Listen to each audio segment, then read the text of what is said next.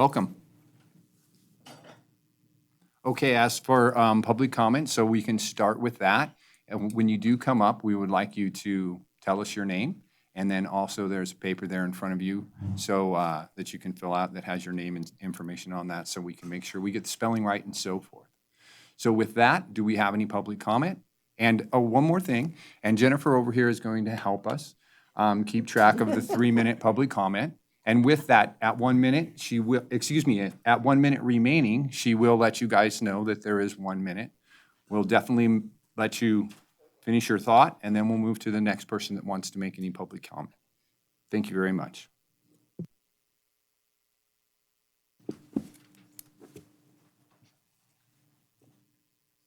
We're good?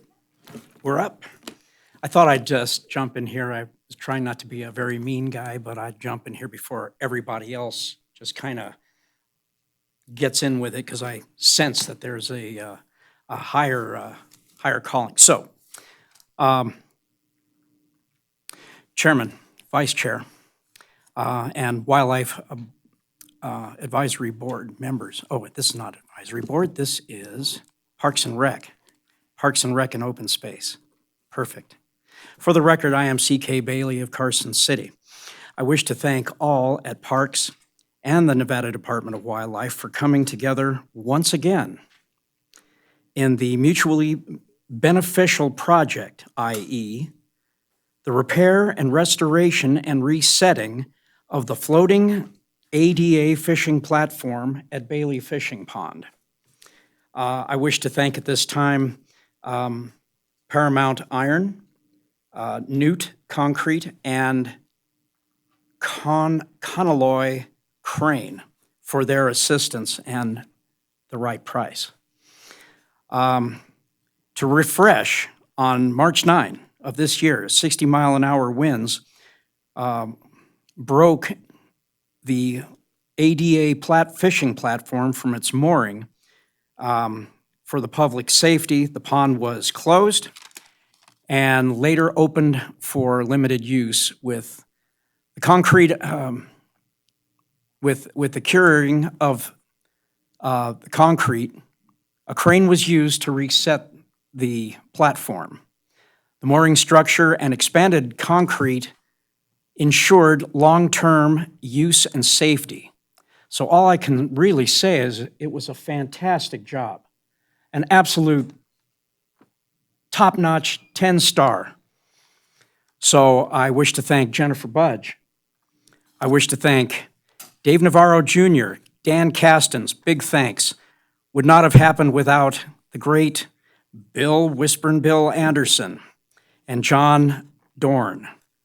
On the Endow side, biologist Chris Urquhart, Chris Vasey, biologist, and others from Endow. So I thank you for your time, and I'll take any questions.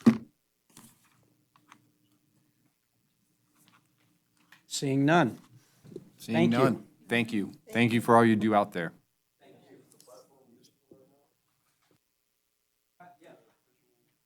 Sorry, the platform was open last Friday, so Saturday was free fishing day, and it's going gangbusters. But the heat has really turned the water too warm to stock. So until there's still some fish out there, so I would take them. If you're going to go fishing, take the fish, okay? Unless you like them boiled, okay? Thank you so much for this outfit, because over the years, you've helped me and you've helped this community so much. I just wanted to let you know that from one of your devotees. Thank you. Thank you. Welcome.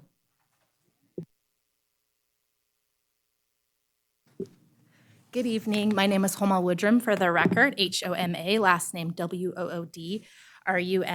I wanted to comment regarding Agenda Item 8. I wanted to start by expressing gratitude for our parks and open space. COVID and the shutdown brought into sharp relief the importance of these spaces to bring our community together, even at a 6-foot distance.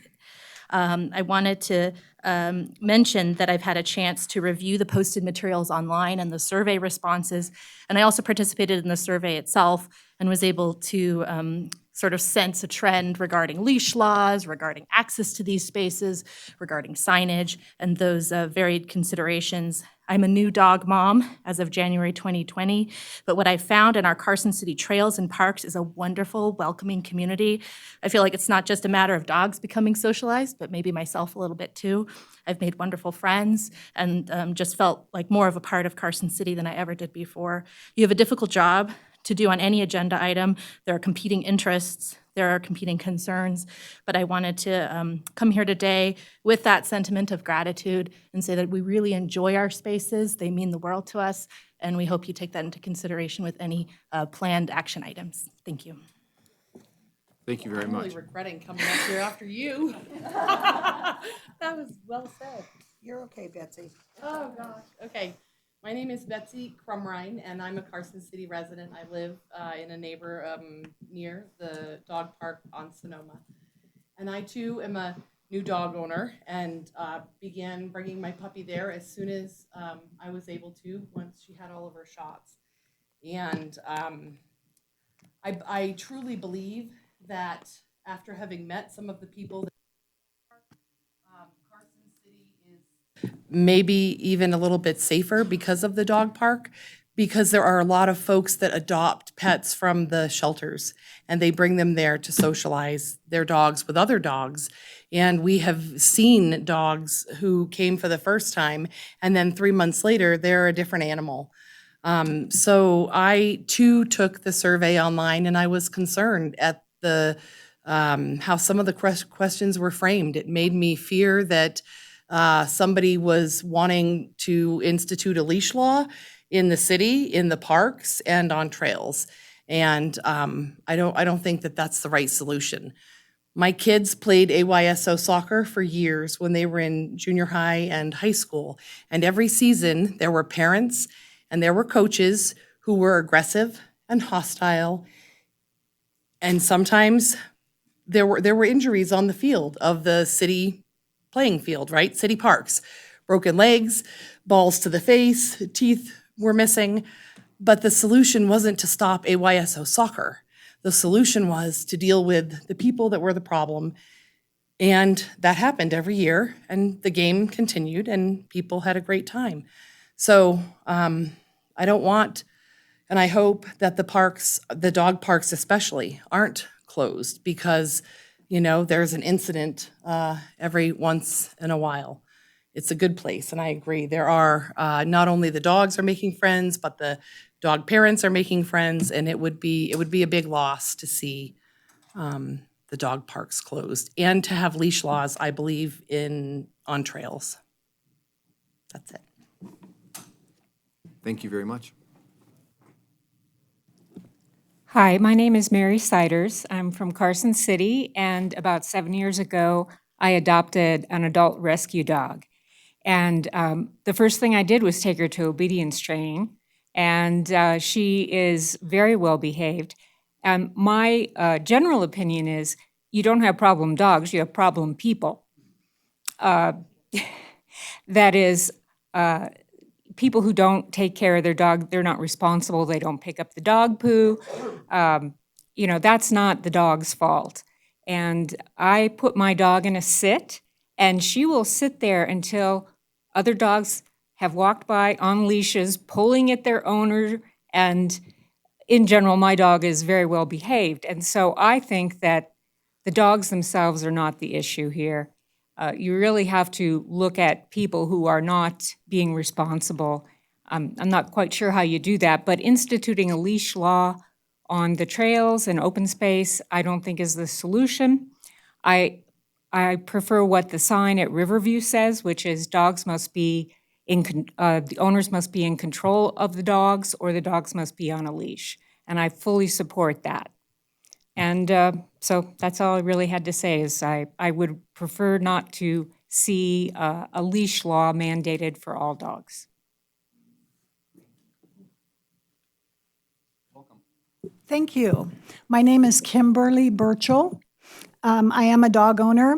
I've owned 2 dogs that since we've lived here in Carson City, and have taken them all over to the open spaces and to the dog parks.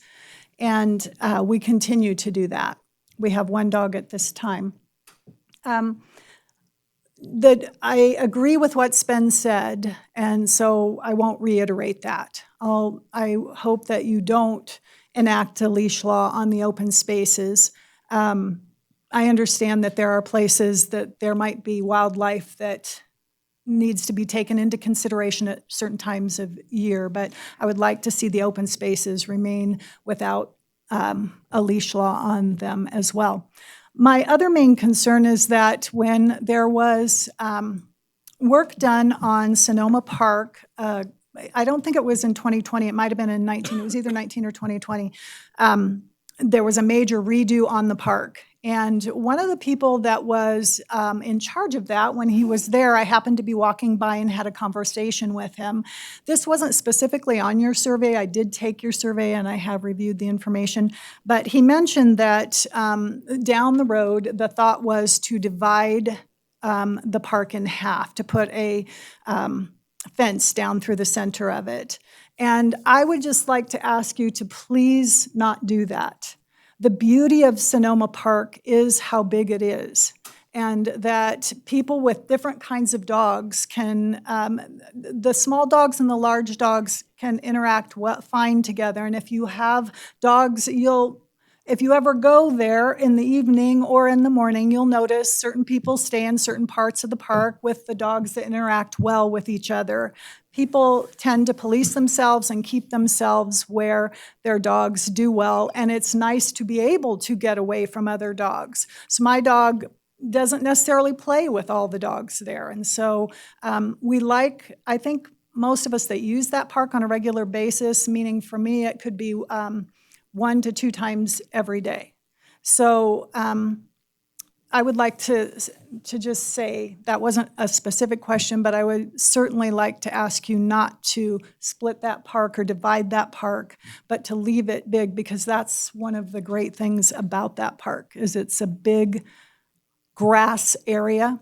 And then the other thing would be to maybe consider, if a small dog park is needed, one of the spaces downtown, either in the compound that used to be the children's home there, or one of the other places downtown might work well for a small dog park if one is needed by a lot of people in town. I'm not aware of that, but just a thought.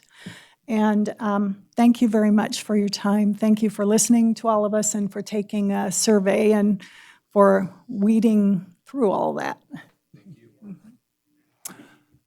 And for the record, my name is Todd Burchell. I'm with her, and Burchiel. We are close to 30-year residents of Carson City, and we live in the neighborhood of Sonoma Park. I won't regurgitate everything that everybody's already said, but just to reinforce, one of the appealing things of Carson City is that there's this freedom to be able to, we have actually trained our dog where we can walk her on a bike next to us without a leash, and it just works great for us, works great for her. And this is our second, both dogs, but particularly the first one we had were therapy dogs. I'm a retired school teacher, Carson City, for 27 years. And our first dog I brought to school all 25 years that we had her. And, No, she didn't live that long. I'm sorry, I take that back. Okay, she didn't live that long. For 13 years, thank you, 13 years. That's why she's here. 13 years, and just to have the freedom for the dog to run and play, and that's such a blessing in Carson City to have that space to do that. So I agree. I hope if you're considering changes to Sonoma Park, I think for a number of reasons, I would disagree with that. I think our people that do great jobs with the dog, oh my gosh, I'm drawing a blank. SPCA people and stuff, they have better things to do than come around and do stuff like that. And my understanding is what we've talked to, when someone has talked to the person that is the park ranger there, they said they really have very few problems at Sonoma Park. And the few problems we, as a group, a regular group of people, have been able to, in a sense, police ourselves. People will get dirty looks if they don't pick up after their dog. And really, I haven't heard it being a really big issue. So I just hope that we'll keep Sonoma Park as it is and keep Carson City a dog-friendly city as it has been for so many years. Thank you.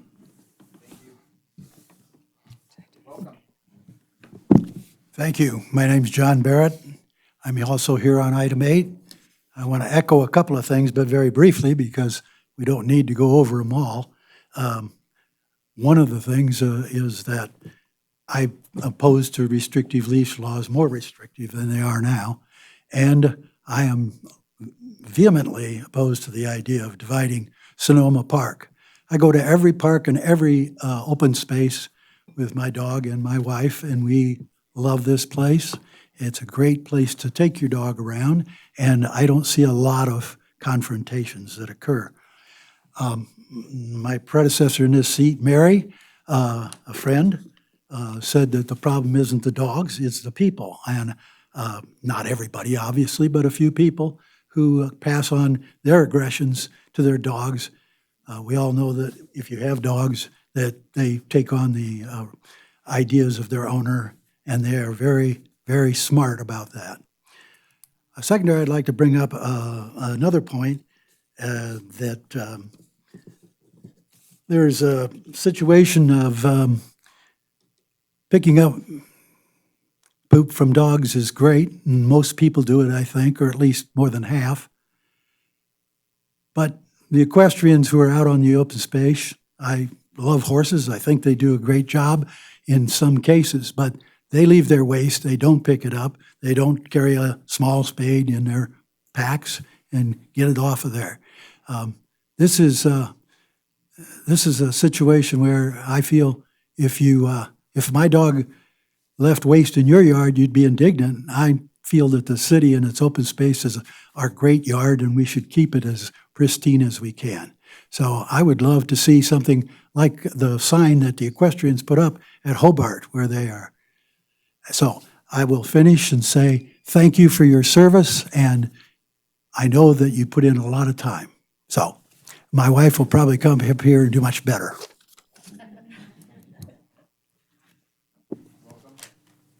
My name is Michael Drew. I'm also a dog owner, member of Carson City. And I'm very thankful for you guys to be here tonight to listen to us talk. I'm also very thankful for Sonoma Park. I'm here on behalf of the people that go there and the dogs. And in my 42 years on Earth, I've had many opportunities to come to meetings like this, but never have, because I'm very passionate about this subject, which is why I'm here. And I'm asking you guys, please, just Sonoma Park is great. The people police it up. The dogs are awesome. It's a great wide open space for our dogs, who are our family members, to meet other dogs and to have that outlet that they need. If we can't take them to the dog park, then they're cooped up all day, and it's just a sad scene.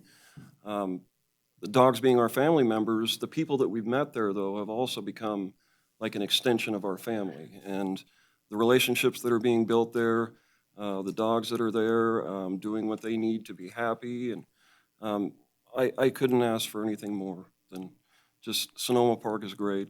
Please just leave it that way, if at all possible, and thank you for your time. That's all I got. And my name is Jean Barrett, and as John said, we go to all the dog parks and trails, and he mentioned a sign that was out at Hobart Trail that does ask the equestrians to clean up after their horses, and I think it's really important for the Riverview Park because with the COVID and the shutdown, there's so many more people walking those trails, and so the horse droppings are sort of a pain in the butt and, and not good for public health either. And then everybody has reiterated here the socializing for dogs and dog owners, but it is true as you get to know the people, and we laugh about sometimes we know the dogs' names, but not the owners' names. And so sometimes we'll purposefully go to Sonoma, especially because there's a group. There are really regular groups there. And so if you would think about trying to socialize or separate that Sonoma Park into small dogs, large dogs, you would also be discriminating against the dog owners because, as somebody else mentioned, there are small dogs and large dogs that socialize, and so do their owners socialize together. So it would be, I think, a very awkward and messy thing to do. And I think it was done out at Fuji Park, and few people go out there anymore. And that's not a very friendly dog park. And then someone early on mentioned the framing of the questions on the survey, and I would say that as well. Very leading questions, and so I mean, great comments, and testimony here is great, but I wouldn't use that survey for making policy because it wouldn't be sound based on those questions. So that's all I have. Thank you. Hi, thank you. Good evening, my name is Chris Martinovich, and while I'm employed by Carson City as the city's traffic engineer, I am here on my personal capacity as a resident of Carson City to speak on behalf of two organizations. And again, I'm speaking on agenda item 8, as many of us are here tonight. So first of all, I'm a director on the Carriage Square Homeowners Association Board, located near Carriage Square Park on the west side of Carson City. I'd like to convey our Homeowners Association opinion that dogs and pets in general should continue to be restricted in Carriage Square Park as existing. It is common to see children playing in the park and common to see large groups of people sitting in the various grassy areas of the park. Allowing dogs in the park, even on a leash, increases the potential for conflict and increases the potential and need to watch where you step. And while I realize this is at times difficult to enforce, we believe that the existing restriction is best for this particular neighborhood park and would encourage the Parks and Rec Commission to make that recommendation to the Board of Supervisors. Secondly, as Vice President of the Carson City Railroad Association, we're the association that runs the Carson and Mills Park Railroad in Mills Park, the 2-foot gauge railroad there. I'd like to make a similar statement and to convey that our opinion is to maintain the existing restrictions in Mills Park to limit pet use in that park. Mills Park, unlike many of the other parks in Carson City, is very different in that it's set up for a variety of events and it's used for large groups by large people multiple times of the year. And so given the potential for these crowds and the potential for conflict between pets and those large groups of people, we have some particular concerns. Related to the railroad itself, having dogs in the park could lead to additional conflicts with our train. We don't know if they're always on a leash or they're scared by the noise of the horn or the bell or anything like that. And so we have some concerns about dogs jumping on and off of the train. So while small, our train does still kind of act like a real train, as in it takes time for it to stop, and we'd hate to see a dog or a pedestrian get injured by that. So I'd like to encourage the Parks Commission to maintain that existing restriction on pets in Mills Park, and that's all I have. Thank you for your time.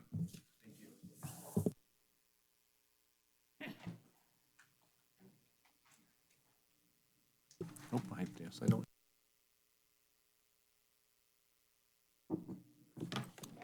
My name is Sarah Lemire. I am somewhat new to Carson City in the last 3 years, and I live over by the Governor's Mansion.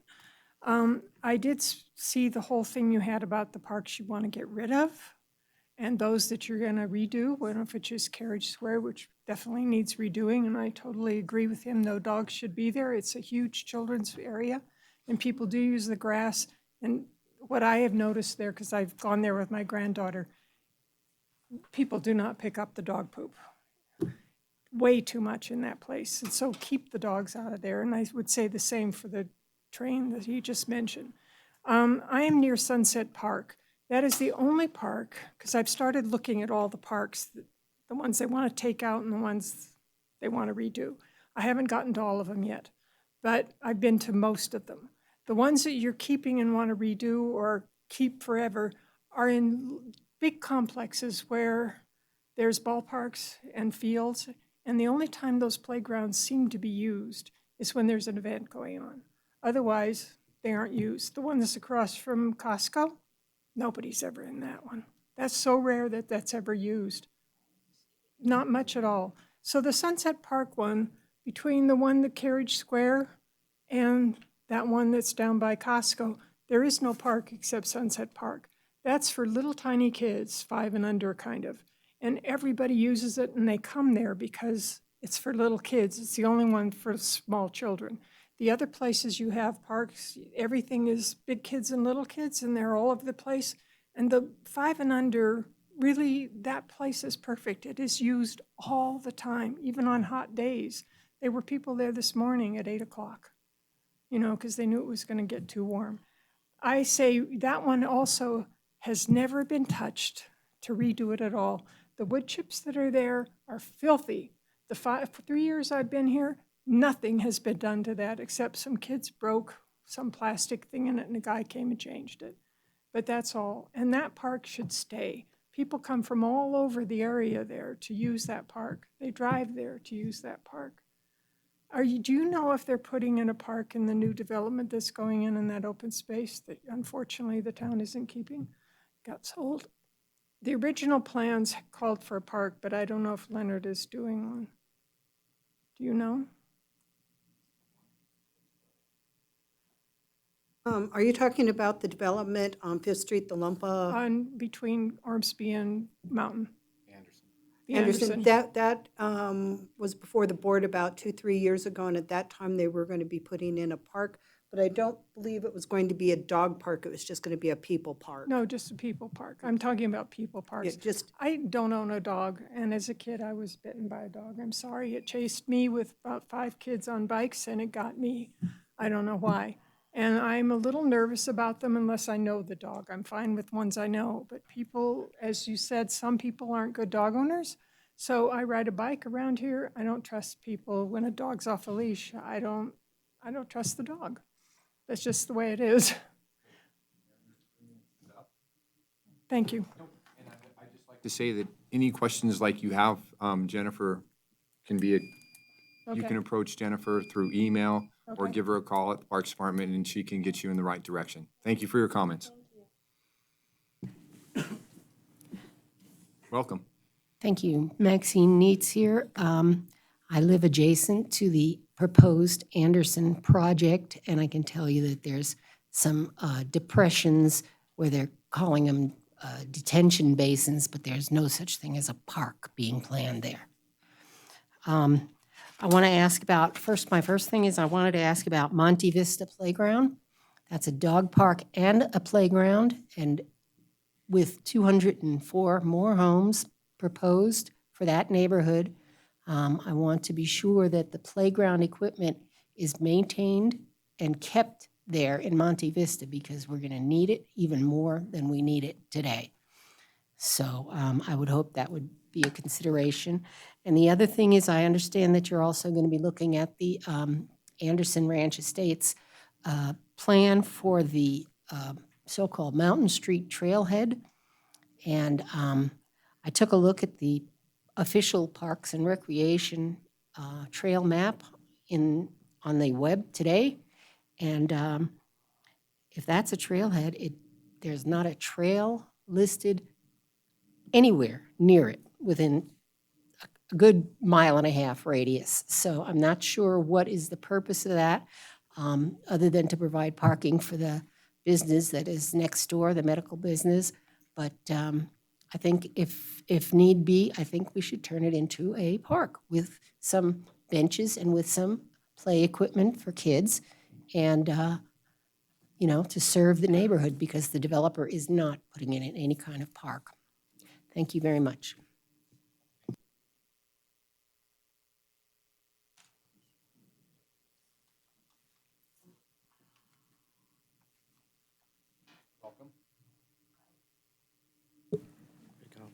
My name is Fran Hunter, and I've been a resident of Carson City since 1961 and in the Sonoma area since 1985. And in fact, in my house, or out my backyard, is still the 30-foot concrete circle that they skated on. My house is located where the original park was. And that was obviously back in the 70s, torn out. I still kept that. Sidewalk was pretty well broken up, so I got rid of that. But I enjoy the park we currently have now because it's big. The bigger dogs have room to run. The guys can sail their little frisbees or whatever and get around, and the dogs can move out. Fencing that is just not a good idea. And I have a little tiny dog, so it's no big deal because I mostly just walk around the park with him and then we're going. But if you come in and you've got a small dog and a big dog and you're fenced off, where are you going to sit? And if you have a child, there's a great little playground there. And I'm concerned that you'd be running in and out of the gates, trying to figure out where you are and monitoring your small dog, your large dog, and possibly your own child. We really have no problems at Sonoma Park that I've seen. I mean, when I first started, right after I adopted my little dog last year, I went into the park with him on a leash for a few times to learn to know the people and to know the dogs. I didn't just walk in and say, go for it, pal, because I needed to know. Olive, at that time, 8 pounds. He's gained a couple pounds there. But we keep an eye on him. And now he loves to run that park. He thinks that's his personal backyard. He's invited all his friends, and he doesn't care what size they are. He likes to go see everybody in every direction. So please, leave the park as it is. My only complaint that I have is because people sometimes mess up and don't pick up after themselves. But I also would like to say, a little sign up someplace, if your dog digs a hole, for heaven's sakes, fill the blasted thing. What are you doing? Go home and dig it in your own yard, for God's sakes. We don't need it there.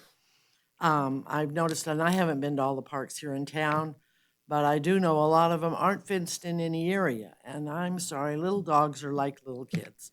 You have to keep some kind of containment because something can happen, and I don't care what they do. They run out in the street. It's like, here we go, because my ball went over there or something flipped out. So I like that Sonoma is fenced. And on the parks that I have seen so far, none of the others really are. And I know I have been promised when they build down off of 5th Street that they're going to have a nice large green area. I said, well, I certainly hope they fence that because at this point, to my knowledge, other than Fuji, Sonoma is the only fully fenced park. It is not big enough for the entire population of Carson City to come to Sonoma even 2 or 3 times a week. We just couldn't handle that. So it'd be nice if some other parks in other areas of the town were fenced. So, thank you.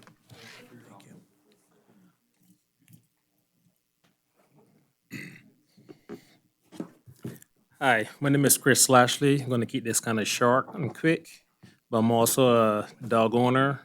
And looking at the survey, I saw some of the questions were kind of leading questions. And my biggest problem is hopefully you're not thinking about trying to divide the park, small dogs, big dogs, because when you divide small dogs and big dogs, then you're going to be dividing the people. And as it stands, all of the people there socialize. They're here on my left and they're here on my right who go to the Sonoma Dog Park. And we do police people who come there who dogs might be a little aggressive. If you don't pick up behind your dogs, we do police them. Leash laws, that comes down to the owner of the dog to be able to control your dog. My dog is 80 pounds. He's under my control. Backcountry, the Sonoma Park is good because most people cannot make it out into the high country to take the dog for exercise. I'm out there a lot, hiking and cycling. If, for instance, when they're migrating the sheep across from Ash Canyon to Kings Canyon, I do not take my dog up there because he's a husky and he has a very high purr instinct, so I do not take him. It's just people need to have some kind of common sense overlay when they're dealing with their dogs and training them. If the dog is out of control, that's because the owner is out of control. And there are a lot of PetSmart and all those places offer training for new owners with dogs to control their dogs. And most of the time, the dog is aggressive because he's on a leash, which he develops leash aggression because he thinks he needs to protect the owner. Again, PetSmart can help you with that, or any of these people can help us, people with any of that kind of stuff, if their dogs are there out of control. And that's it, but dividing the park, we don't need to do that because this leads to more division and everyone here socializes pretty good. There's a morning crew, there's the evening crew, there's the winter crew, there's the summer crew. There are all kinds of people who come to the park to hang out, socialize, 15 minutes, 1 hour, 2 hours, and everything is great over there. That's it.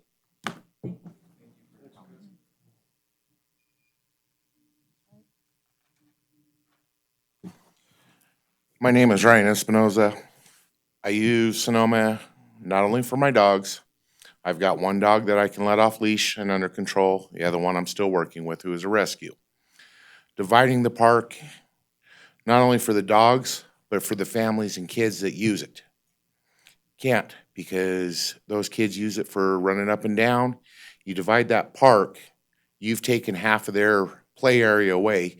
We complain the kids don't get out enough as it is. That park is used by all kids. My daughter is over there 7 days a week during the summer. And there's a lot of them out there using it for playing and everything. So, and it's not a dog problem, it's a personal problem. And we just need to leave things alone and let us self-police and make sure that we keep the park clean. Dogs are staying under control. People are staying under control. Thank you.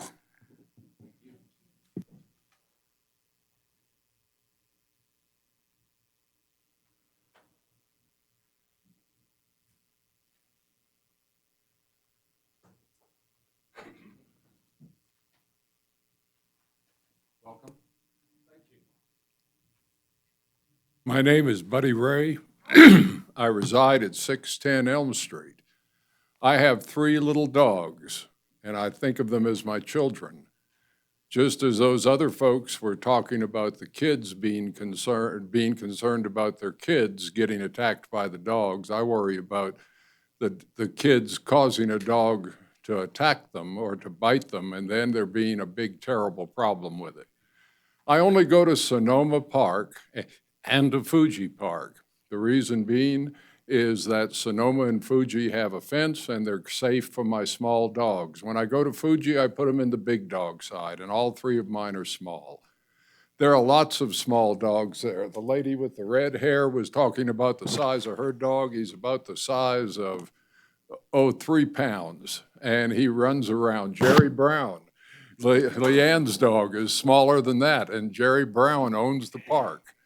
And they're not afraid of anybody. When there's a problem, the problem is with the owners. It is not the dogs, it is the owners. And the owners that come in with bad dogs are bad owners.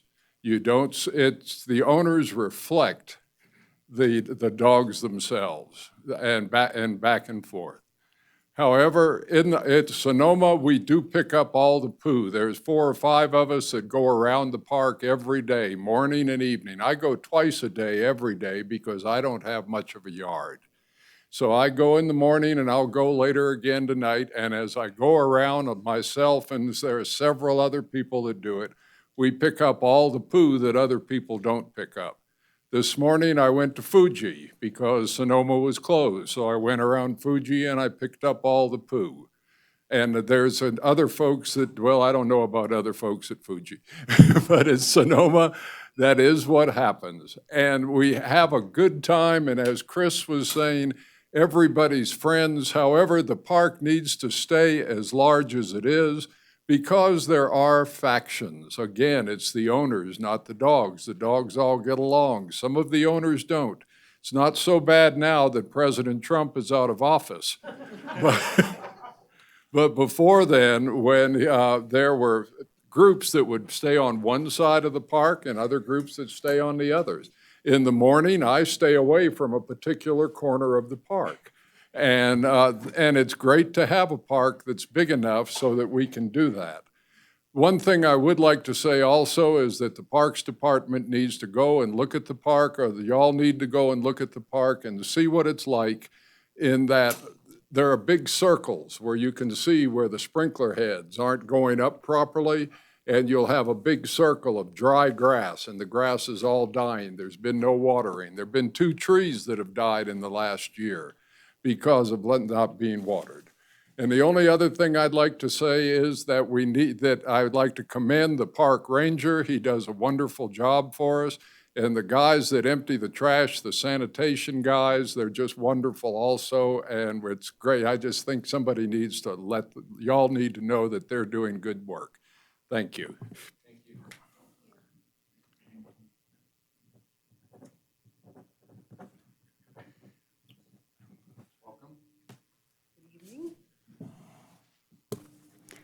Am I on now? Yes. My name's Robin Orloff. Glad to be here in person and to see everybody's face in person. I wanted to commend all of you for considering the dog question. I rescue bird dogs. I love all the opportunities here in Carson. I use all the dog parks. I use the fence ones when I'm training my dogs, when I don't know if they're going to jump over the fence. And when I'm working on recall, I like Fuji in the summer on leash when I'm not sure how my guy's going to be, if he's going to come back or not. It's nice to have a safe area where everyone has their dog on leash. I love Fuji, the dog park, because it's dirt and it's easy to pick up poop. It's hard sometimes in the grass. So I agree totally that maybe there are some areas that we need to consider, maybe some restriction, maybe prohibition, just like Washoe Lake, there's prohibition during the nesting season. So I would trust that our natural resource people would consider, those particular situations. I did have a bit of concern about, there was some talk about maybe not having, maybe having leash laws in open areas, open space. And that would be really detrimental for me. I'm a runner, my dogs are runners. They need to run far and wide. I teach them to come and hopefully keep them under control if they are under control. So I'm hoping that won't happen. And there was talk, I see in the meetings, about concern about natural resources in the open space and maybe some restriction of the dogs because of that. And I have concerns about, I know there's a lot of talk about that, but again, there's a segue, like I always go to the OHV area. If we're concerned about the natural resources for the dogs, that's a pretty small footprint compared to maybe what's going on in the OHV area. And I'd like to see a consideration of natural resources there to the same extent that we're having the discussion about the dogs. How much time? Do I have another minute? 1 minute. Okay.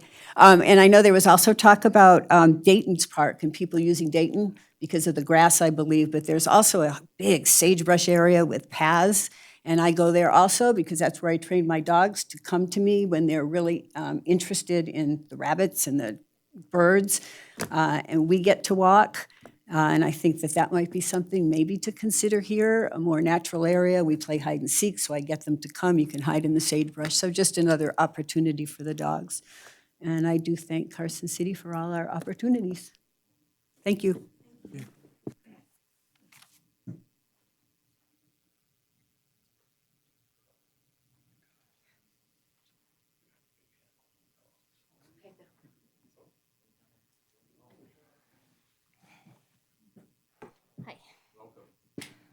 I'm Rachel Maiello. I've never done this. I'm a longtime Carson City resident, Nevada native. I would like to comment on the parks issue with, I had read the report, I believe from April, about reducing the playgrounds from 18 to 13, I think was the suggestion. And I would just like to say, as a parent of 2 children of varying ages, I have a baby and an 8-year-old. So I've spent a lot of years at the playgrounds and now I'm gonna do it all over again. It's great to have parks, and we need lots of options for parks. And there's a lot of building going on in Carson right now, especially this new one that's going to be the Anderson Ranch. That's 200 new homes. I believe Richard Stokes estimated at 60 to 70 children. That's a lot of new kids. And in that section of town, if you take out the Monte Vista Park and the Sunset Park, and Fritch closes their gate, you can't go and play on their playground. So there's no place to take your kids in that area of town, especially like the other lady said about for the little kids.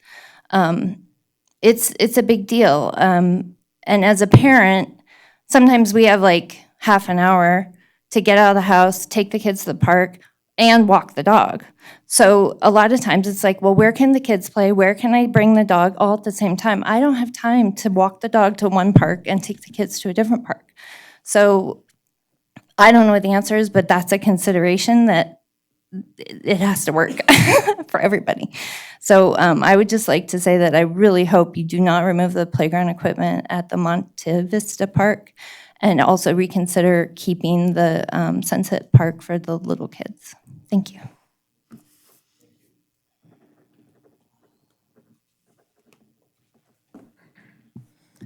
Hi, my name's Pam Christensen, and I've lived in Carson City since '97. I rolled down the hill from Tahoe, and I have 2 twin boys, and I homeschooled them till 3rd grade. They, I lived over by, off of Darla, which wasn't a paved road, and still technically is not a paved road in Carson City limits. But there's no park over there either. And it's very hard to find parks that you can take your kids to. I've been to that toddler park. It was great when the boys were little. And I've frequent every park in this town, and they're all really good parks. I go to the dog park on Sonoma every single day, sometimes twice a day, because now I've transferred my park ventures from my kids to dogs. And I didn't have a dog that liked to go to the park or was safe going to the park. And so I didn't go to the park. Or maybe I'd go at dusk when nobody else was there, and I felt safe at that point because she was not a dog-friendly, people-friendly dog, and she was a St. Bernard. But now I do have a dog that is, we've taken the puppies there since dogs since they were a puppy, and it's great. And like everyone else said, I'm gonna just say ditto to what everybody else has said. But yeah, I agree that we do need more kid parks as well, because there's not enough in this town. And when one shut down, and you're right, if you have limited amount of time and you're on one end of the city and there's no parks over there, or there's like where I said, where I lived over by Empire Ranch, there isn't a park over there anywhere at all. I mean, you have the river, and you guys put the boat ramping thing in there, which was great, and I used that many a times, but there isn't a park over there. Anyway, that's all I'd say. Thank you.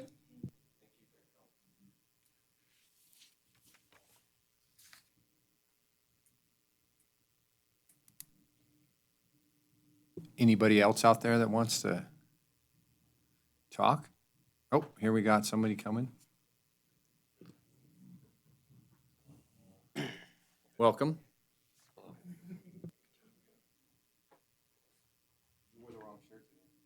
Yeah, this is a work shirt.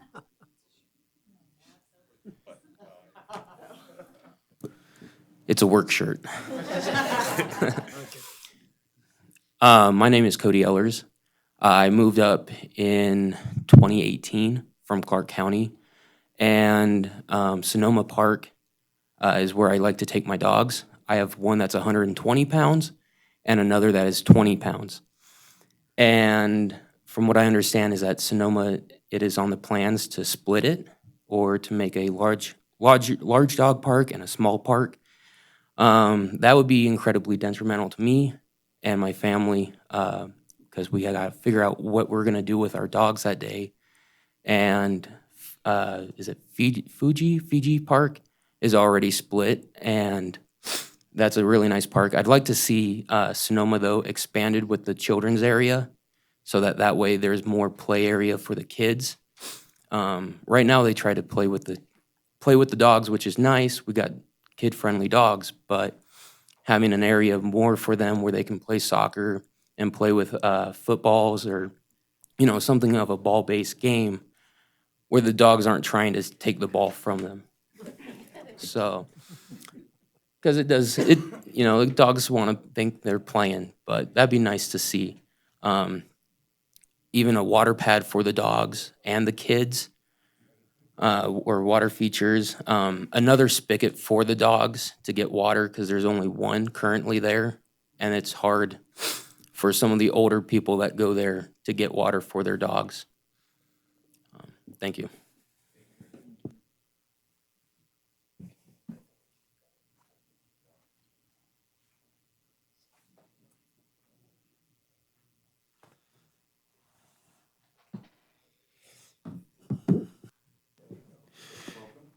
Hello, my name's Greg Reed. I apologize about my attire. I was mowing my grass and my wife told me to hurry up. That's right. On that note, I wanted to support Sunset Park because I've been bringing my son there to play catch and stuff. And I'd like to see future generations of kids be able to play out there and play catch. So it's nice having that. I'm off of Lexington where Anderson's going to be punching through. But I'd like to keep Sunset open for the public, for kids to be able to play catch. And I'd like to see future generations be able to do that. So that's all I really got to say.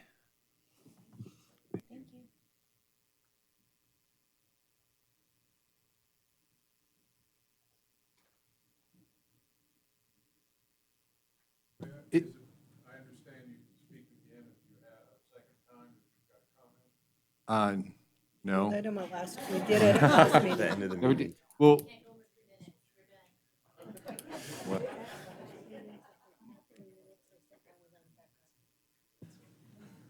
Let me find out if there's anybody, is there anybody left in the audience that would like to speak on anything that's on the agenda or not on the agenda? We have somebody here. Welcome.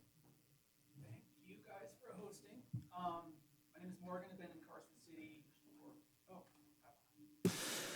my name is Morgan. I've been in the city for a year, Reno resident since 2011. I have a 5-year black lab. His name is Stan.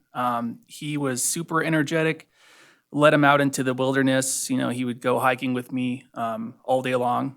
He would, you know, take me for a run. But you know, as the seasons got hotter, you know, I've discovered Sonoma Park was available. Took him there. He became a lot better with socializing with all sorts of different dogs. I have that to thank for just the single large area. He has no problem with any other small dogs, big dogs. That is also reciprocal for the other animals I've socialized with my dog, improving their behavior and you know, meeting new friends and potential coworkers in the process, and all that good stuff is socializing. I'm a big advocate for expanding any functionality of Sonoma. I'm not really a big fan of kind of segregating or, you know, one area is really shaded, one area is not really shaded. There's gonna be some, you know, kind of hubbub about that. As I guess as one president in the 80s said, Gorbachev, don't build that wall or take down that wall. So that's all I gotta say. Thank you very much. I'd like to ask if there's anybody on the phone that would like to make any comments. Do we have any comments that are waiting on the phone? We do have one caller at this time. Go ahead, caller. You're gonna be maintained also with the 3-minute rule. So go ahead and thank you. Caller, when you hear the 2 beeps, it will be your turn for public comment. Please state your name for the record.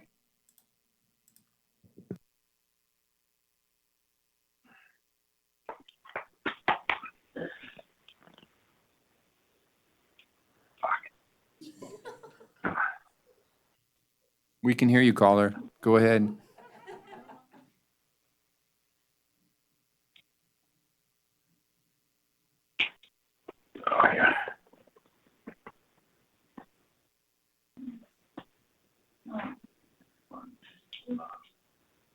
Caller, are you there?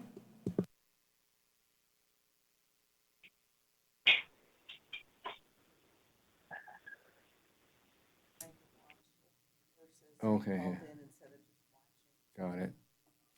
So we're gonna let that one go. I apologize ahead of time. Looks like we have somebody in the audience that would like to speak, so come on up. Hi, my name is Pat Anderson. I'm a Carson City resident. I want to start by asking a question. Is there going to be an opportunity to speak when the agenda item is heard, if we have, or is this it for public comment? Yes, Pat, this is it for public comment. At the end of the meeting, we'll also have public comment. Usually that's for future agenda items and so forth. But if somebody would like to speak on something other than that, they can do that at the end of the meeting also. Okay, so I'll just put my comments in now. I'm here to speak to the proposed agenda item number 7, I believe. It's the proposed Anderson Ranch Estates discussion. when I was sitting up there some 20 years ago and we talked about this Anderson Ranch trailhead, the concept at that time was that it would be a launching point into the greater Tahoe trail system, that it would truly be a trailhead and not what it seems to be morphing into now, which is more of a neighborhood park, more of a neighborhood walking pathway. As such, there's no bathrooms incorporated into this design. Some of the fears about bathrooms were potentially attracting homeless people. Personally, I think homeless people deserve a place to go to the bathroom as well as any of us, but I do understand the people, I live right there, so I do understand the concerns that people are expressing. But if we're not gonna use it as a trailhead, and we're not, I mean, if we're not gonna put bathrooms in there, then it needs to be called something else other than a trailhead. A trailhead has bathrooms. A neighborhood park doesn't. So currently, there are no bathrooms proposed, and either put them in if it's going to be a trailhead or change the name of the park otherwise. There's a lot of material in these maps here, and there are some discrepancies between some of the conditions of approval that were heard back 2-3 years ago, and some of the language that's used in the maps themselves. Doesn't look like now I have the time to address those concerns, but there is some discrepancy there. And I hope that that gets discussed at some point later in the evening. Thank you. Thank you. And it's my understanding that those are conceptual plans and that Jennifer's door is always open to the public and any concepts or possible things that you might see or overlooked. So thank you for your time. Is there anybody else in the audience, or did the caller come back to us? We have 2 callers on the line at this time. Okay, maybe that's one of the ones. So go ahead and caller number 1. Caller, when you hear the 2 beeps, it will be your time for public comment. Please state your name for the record.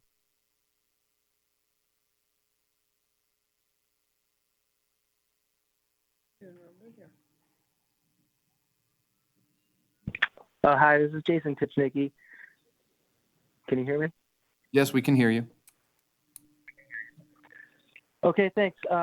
Yeah, just listening in on that, I would agree with the folks that have said that we need to learn to coexist. I think that some of the larger parks, it's possible to do this split for the, have a dog area where there's not currently a dog area. But some of the smaller parks, I don't think, they don't get that much use. But I don't think that it's necessary personally to have, to take the equipment out and then disclude, say the kids from going just to have an open park with, where people can run their dogs. I live right next to Monte Vista Park, and I've never seen, we can see the park from our house, and I've never seen an encounter. We have 3 kids. Our good friends have 5 kids, and they play over there often, and they've never been threatened or had any incidents. So, yeah, I would just say, for some of those large parks, you could look at that, but, like Henry Makin's would be maybe an opportunity there. But otherwise, I just support keeping them the way that they are if they're small. Thank you. Is there another caller? Caller, when you hear the 2 beeps, it will be your turn for public comment. Please state your name for the record. Hi, my name is Debbie Hope. I've been a resident of Carson City since 1992, and I've been living near the Long Ranch Park since 2001. I've been a dog owner since 2007 and been a regular attendee at the Long Ranch Park. And I've heard so many comments about Sonoma Park, and I just want to echo what those people are saying about just how much it adds value to our community, for our dogs and the people. And during COVID, it really was our lifeline to get together with friends and dogs and be socially distanced and safe and happy. So I just hope nothing will change with our park. People pick up the dog poop, as far as I can see, very diligently. The dogs get along, the people do, and it's just a blessing. We appreciate everything that the Parks Department does for our park. And that's all. I just wanted to say, please keep our park the way it is, and thank you so much. Thank you. So is there any more callers out there that showed up? There are no more callers on the line at this time. Okay. So is there anybody left in the audience that has not spoken yet on any issue that they want to speak on? Oh, somebody got talked into it. Come on up. All right. Okay. Okay, Cindy Vesky, okay. This is directed towards the Sonoma Park. Ideally, I would love to see a sidewalk all around its perimeter and leave the center for the dogs and the kids. But overall, I've met some really wonderful people there, and I really do agree with everyone that it is quite an asset to our community. I've met people from as far away as Sacramento, the Bay Area that came and they comment on that park. They go, wow, this is awesome that you guys have this. And people come far and wide for our parks. So I'd like to see it remain mostly for the same, but I stroll with a couple of people that I've met since I've been attending that park. So it provides great exercise for us as well as our dogs. And that's basically all I want to say, other than the sidewalk around the perimeter would be awesome. But other than that, that park is ideal and perfect the way it is. So thank you. Thank you very much. Okay, is there anybody else out there that has anything? No callers coming in? So I guess at this point, I'd like to thank everybody for their comments. Sounds like a lot of us are on the same page that are out there. So thank you very much. And so we're gonna move away from public comment. And oh, I'm sorry. Does anybody up here? Go ahead. Okay. Thank you so much, Mr. Chair. I have been approached by a couple members out in the Sonoma dog community about the city maybe entering into a partnership with the state over the unofficial dog park at 2nd and Roop Streets, and maybe going into a partnership to completely fence it. Right now, the state lets people run their dogs on it with the understanding that they can revoke permission to use the park at any time, but it's not an official city park, it's not an official state park. But if it were fenced all the way around, it might provide another avenue where people could exercise their dogs. And I've been asked if that would be something the city would be interested in. Great. That's some great news. So, and I'm sure Jennifer was listening. So, seeing no more public comment, I guess we're going to move on with our agenda. And the number 4 item on the agenda is approval of minutes for open space. So, Alan, I'm going to let you take it away. Okay, thank you.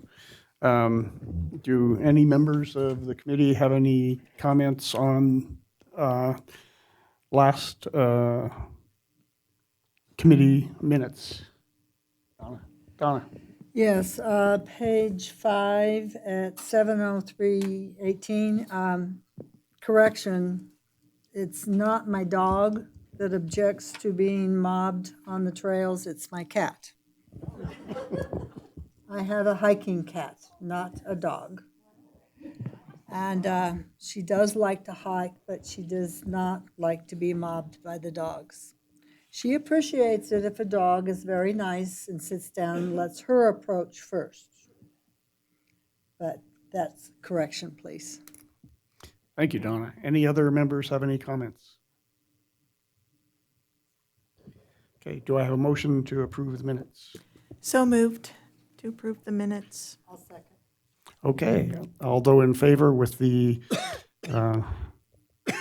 notation that we're talking about a cat and not a dog, all in favor? Opposed? Aye. Passed. Thank you.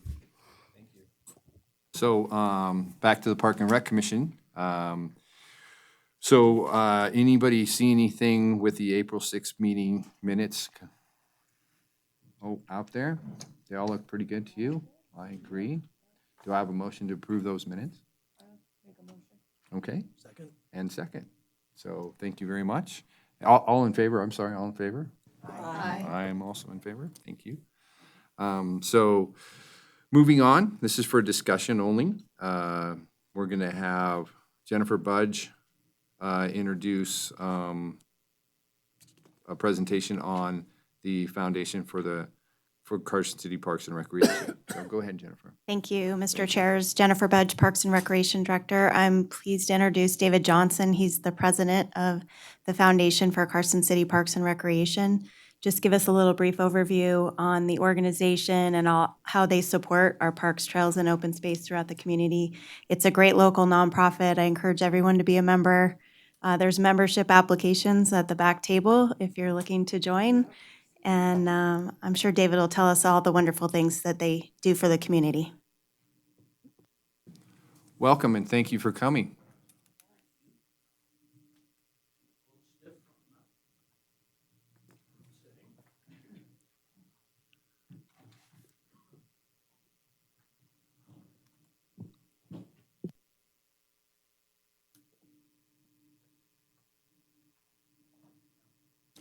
I don't have to introduce myself, so that's good. I actually a little, I don't know, it was kind of like homecoming to me. I looked around and saw Mark, who I first met in summer of 1980 when he took care of a group of archaeologists who were camped out in the North Shore of Majuba Bay out at Rye Patch. I see Stacy, whose mother was responsible for pushing me into getting involved with community activities way back in probably 1982, 83. I see Leanne, who used to be a member of the foundation board, and I just bumped into a coworker who I haven't seen probably in about 20 years. So this has been kind of interesting so far, which goes to demonstrate that Carson City is, in fact, a small town. Okay, I've served as the foundation's president since July of 2018. The Foundation for Carson City Parks and Recreation is a nonprofit 501c3 organization founded in 2015. It is dedicated to improving community members' experience with Carson City's parks, open spaces, and recreational facilities. Our mission is to help build better and more diverse parks, open spaces, and facilities, as well as improve those that already exist. In practical terms, we provide a figurative umbrella under which unincorporated organizations, as well as individuals, can come together to enhance, promote, facilitate, and fund projects in and on parks administered properties. Incorporation is often too time-consuming, costly, and just too much of a hassle for small groups with specific project goals to consider doing. By bringing a project to the foundation, the group or organization can accept donations in favor of the foundation earmarked for their specific project. Since the foundation is a 501c3 organization, those donations become tax deductible to the extent that the law permits. At least equally as important, the foundation assists those organizations and individuals by acting in a fiduciary capacity to manage and protect monies raised for their projects. Importantly, some small community groups, their membership comes and goes, it fluxes. The foundation provides a stable place and way of continuing their project and making sure that the funds are expended as originally intended. Projects past and present facilitated by the foundation, and this includes some things that were touched on already this evening. but the Centennial Park Tennis Facility Improvement Project, the Carson Ridge Disc Golf Association's efforts to make Carson Ridge Golf Park a reality, the Lone Mountain Cemetery Headstone Project, which seeks to locate, identify, and document burials in Lone Mountain Cemetery with no permanent markers and provide headstones for those burials. Improvements to the Carson City gun range facilities, Roscold Park upgrades, utilizing funds entrusted to it by the dissolved Parks for Paws organization. The foundation funded dog park improvements at Fuji and Sonoma parks. We've heard about those already this evening. Particularly at Sonoma, we provided funds to build the dog fountain that you've heard, that's been referred to tonight. And we also recently funded upgrade to the hardware on the gates in and out of Sonoma Park to make them more secure. We provided, let's see, here we go. On behalf of the former Comstock Sports Association, a project is underway to provide secondary egress at the Pete Livermore Sports Complex. We provided transitional management of the Carson City Railroad Association funds until they were able to reorganize. There were the Bob Boldrick Theater lobby improvements on behalf of the Carson City Chamber of Commerce. And last, but certainly not least, Commissioner Dave Whitfield's most amazing pickleball project, which in a few short years has placed Carson City on the national map as a destination for pickleball players. His group recently hosted an event that attracted participants from 3 states, in addition to those from Nevada. Those out-of-towners stayed in local lodging, shopped in our stores, and ate in our restaurants. It's, to me, kind of, it's amazing. Anyway, the foundation has its own project as well. We established and provided seed fund money for a Parks Program Scholarship Fund to provide tuition assistance to families who otherwise would be unable to afford enrolling their children in parks programs. We leased the Wanganema House in Mills Park from the city and managed it as a place for small community groups to meet. In pre-COVID times, several groups met at the house on a regular basis, and we held monthly open houses.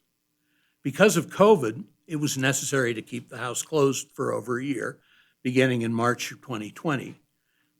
However, and this I think is kind of amazing, during the 12-month period preceding the house's closure, the house saw an average of 184 persons per month in the house. In May, we reopened the house to non-foundation users, and we hope to resume monthly open houses in June. Finally, the foundation periodically recognizes individuals, organizations, and businesses for having made notable contributions to our community and for their support of the foundation's and the Parks Department's missions by selecting them to receive a community award. Recipients' names are engraved on the Wall of Honor by the entrance to the Texera Pavilion in Mills Park. In 2020, 3 awards were made. Business of the Year to Cinderlight for their support of the Carson Ridge Disc Golf Park. Organization of the Year to Friends of the Silver Saddle Ranch. And Volunteer of the Years made, sadly posthumously, to Sandy Osheroff, a sorely missed and most fervent and engaged supporter and champion of our and many other Carson City organizations.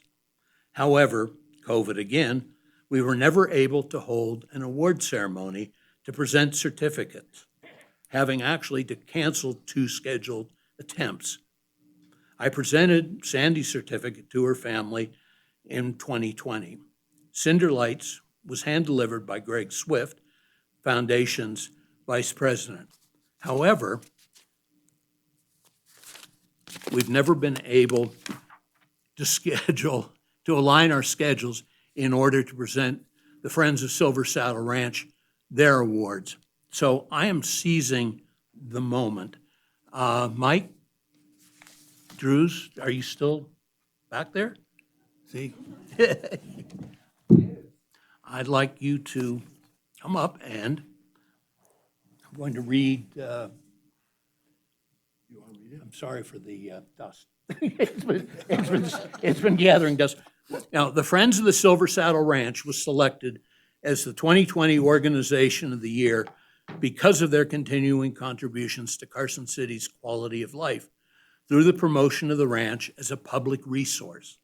Their members' enthusiastic willingness to pitch in and assist with events held at the ranch by other organizations, in particular, the Jazz and Beyond Festival's annual afternoon at the Silver Saddle Ranch, which this year, in a shameless plug, will feature the Sagebrush Rebels and Lacey J. Dalton, in addition to cowboy poetry and ranch history. I encourage you all to come out. And also their support of what we hope will become a Carson City tradition, the Homestead Holiday event. Working with the Friends representatives planning an event for the foundation, as well as events for other organizations, foundation board members found the Friends to be a can-do organization, an organization whose members are always willing to step up and pitch in to make every event at the Silver Saddle Ranch a success.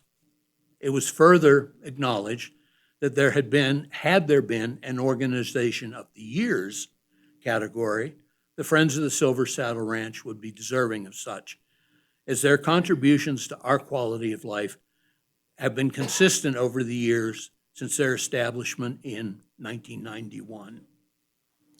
And thank you very much, Mike, for being here.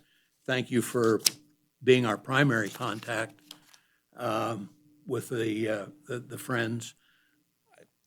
You guys do an amazing job. What can I say? Well, thank you, David. I want to extend that thanks to the foundation because, well, the foundation, Open Space, and Parks and Rec Commission, you guys have really helped our organization by including us in planning your activities, being out there for Jazz and Beyond, all the help that Parks and Rec gives us to help put on that event. Homestead Holidays has been great. We're looking forward to it again this year. COVID kept us from getting this award because you couldn't come to our meetings and we couldn't come to yours. So thankfully that's over with. We look forward to continued joint projects out there and want to thank everyone for this award. Thank you, guys.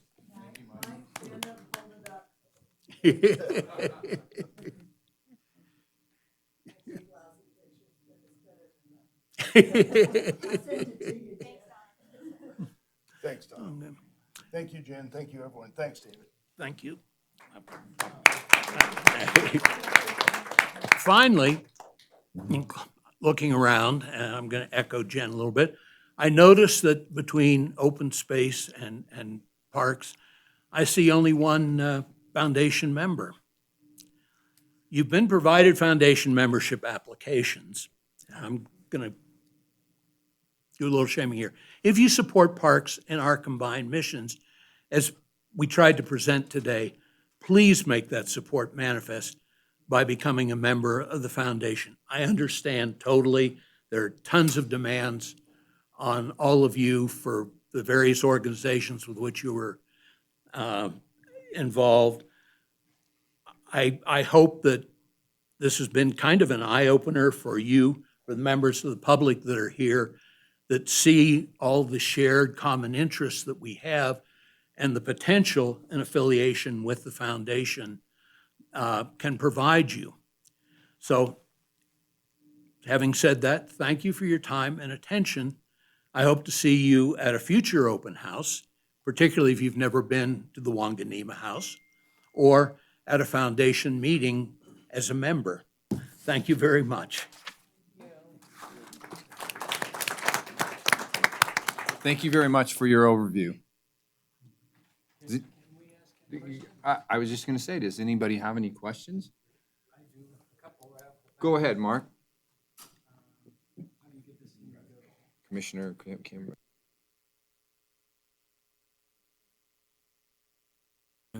There it goes. Okay, there we go. David, you're aging me, sir. 1980. I loved it. This is out of Right Patch, out in the middle of a desert, and there it's like 500 degrees. They're in this little sandy island digging for artifacts. It's unbelievable. So thanks for that memory. I'm glad you remembered, David. I actually am excited about learning more about the foundation. It looks like there's no paid staff. Is that true? Unbelievable amount of work for no paid staff for a nonprofit. So you need to be applauded for that. And somehow they hooked you to be president, I see. So you bring that energy to that organization is phenomenal to me, especially with all of the things that you just outlined, the programs. That's like 10 people's worth of work sitting there. We do it essentially with about 5 people that are active. Unbelievable. So do you guys have a signature event, or do you use the ranch house to gather funds kind of as a basis? Well, we, pre-COVID, had a series, usually a monthly open house. We have held events commemorating Historic Preservation Month, Native American Heritage Month. You know, it's not something in that way that attracts a lot of people on a regular basis. Sometimes we'll open house, we'll get swamped. Other times, 1 or 2 people will show up. Oh, you got to Oh, I'm push your sorry. button. We did start to plan last year an event in cooperation with the Parks Department called Partnering with Your Parks. So Friends of Silver Saddle Ranch were going to be involved. We were going to incorporate the award ceremony and presentation as part of it. Then COVID. So, you know, Plan B. that kicked the crap out of us. Everybody. Yeah. So, you know, I would like in the future to look at doing something as a signature event again. It requires more membership, more member support. You know, our treasurer, who thank God stayed on, Sandy Osheroff used to be our treasurer. When she passed away, Laurie Bagwell stepped in before she was mayor to help us out in the interim, and thank God she's stayed on and somehow or other found time to continue to contribute in that manner. But the rest of the board, it's not the only interest or involvement they have. So everybody's spread pretty thin. We really would like to see more projects. We would like to see more people become involved in the foundation. And I hope coming before this group will perhaps result in some more members. You got one new member, because I wasn't aware that you have membership. So you have one at least for sure today. Fantastic. So I don't know if people really need to understand how wonderful that is and how important you are to Jen's program, to have a nonprofit on the side to help manage some of these programs, like you said, for groups that just they don't have their structure together, that she can't support. You are a huge part of Parks and Rec. So I just want to give you a lot of credit for that and taking the leadership role. And I'm going to be more supportive. You're going to hear more about myself with your organization in the future. And thank you for your time. I'm looking forward to it. We've worked before, not only way back at Rye Patch, but on the Carson River Advisory Committee, which folded into open space. So, thank you. Appreciate the good words, Mark, and it's good to see you again. Yes, sir. Is there anybody else up there who would like to make a comment? Thanks, Mr. Chairman. I'd just like to personally thank, thought I was on, sorry. Thank David and the foundation for the support they've given us for the pickleball project. We're an ad hoc group. We don't have a formal organization, and without your help and the foundation's help, we could not have done that project. So thank you very much. We appreciate it. Thank you. But these are all examples of things that citizens can get together and say, you know, we'd really like to see an improvement at Dog Park A as an example. Let's get out there, let's approach the Parks Department, see if it's a project. I'll say they have to sign off on a project, approve it.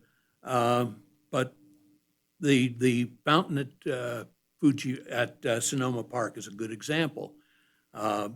People were interested, they'd raised funds, Parks approved it, the project, so we were able to go ahead with it, and donations that were made to that end became tax deductible. So it's what you can do. Thank you, David, for all your hard work. I know with the school district, we have a foundation and we get a lot more done because you don't have a lot of the red hoops and things that we have, red tape and the hoops that you get through. We've had a lot of comments today about Sunset Park, and that's one of the parks that's on the cutting board per se. Would that be something that we could work with the parks and your foundation if there were people that wanted to raise money to keep maintenance funds for that park so that we could keep it? Is that something, would that be a I was gonna project? say, Jen can better answer, because it has to have, jump through that hoop. Right. Jennifer's hoop first. But other than that, yes. Okay. Thank you. My name's Kurt Meyer, and I ran the aquatic facility for a very long time. And many years ago, some older gentlemen came to me when the technology first came out, and they brought me an article out of a magazine, and they said, "We want one of these." And I said, "How much is it?" And they said, "It's a lot of money, but we want to donate for it." And they bought an AED, and they also bought training for the staff over there at the facility. And this was before AEDs were a commonplace. And through many iterations and many years and so forth, we had those AEDs upgraded and replaced and so forth. And that AED, that system ultimately saved a little boy's life. That little boy, he was swimming during swimming lessons. He had a medical event. He had a heart condition that nobody knew about. He went to the bottom of the pool. He came out. We used the AED, and he was saved. And REMSA came and did some awards for the lifeguards that were there present. And one of the gentlemen that made a donation, this was all through the Parks Foundation, came up with tears in his eyes and said the same story that I just explained to everybody. And he said, and to think that I was so selfish to donate money to this, to think it was going to save one of our lives, and it saved this little boy's life. So that's something else that you were part of. One never knows. And all the money came through the foundation. So thank you.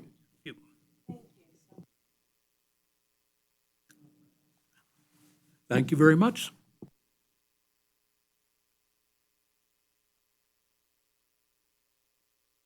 There's applications for membership back here. Easiest way of running me to the ground is email me, and the email address is on the material, both application and the brochure, and I try to be pretty kind. Thank you, guys. Thank you. Thank you.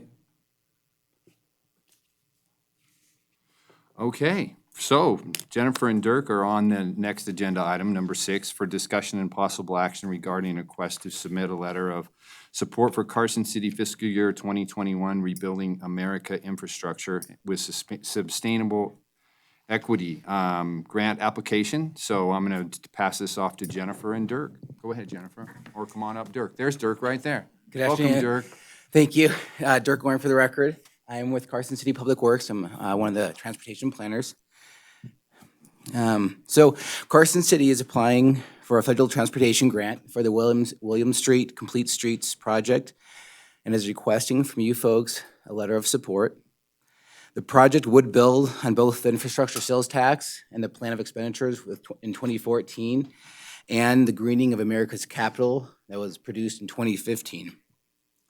If successful, the grant funds would help construct, rehabilitate, and preserve infrastructure along William Street from Carson Street all the way to the I-580. So some of that area needs construction, some of it needs rehabilitation, and some of it needs preservation. Some of the infrastructure improvements include street and walkway improvements, safety improvements such as ADA, street lighting improvements, pedestrian walkways, business access improvements, bike lanes, enhanced pedestrian crossings, especially in front of Mills Park, so you don't have to walk either to Solomon or to Roop. Beautification improvements will be done. The federal transportation grant is highly competitive. Community support and documentation that a project has community consensus is important, which is why I'm here tonight asking for a letter of support. That concludes my comments on the item. I'm happy to answer any questions. And if the boards would like to provide any comments on the Mills Park entrance specifically, I'm all ears. As you know, that area has parking, and that parking is planned to be kept. Great. Is there anybody up here that will? Go ahead. Ms. Keevan. Okay, you know me, I always got questions, sir. Primarily, one of the things would that include improvement to the multi-use path that is in dire need of improvement along, from Roop to Salomon along Mills Park there? It would. As you know, multi-use path is kind of sporadic from I-580 westward. There's some areas that are in good condition, some in bad condition, and some that doesn't even exist. So a multi-use path on the north side and the south side is proposed.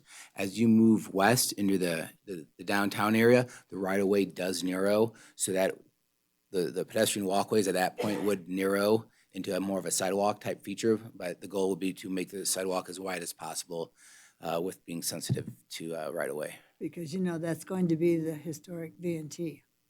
I do know. I have an email out, I think.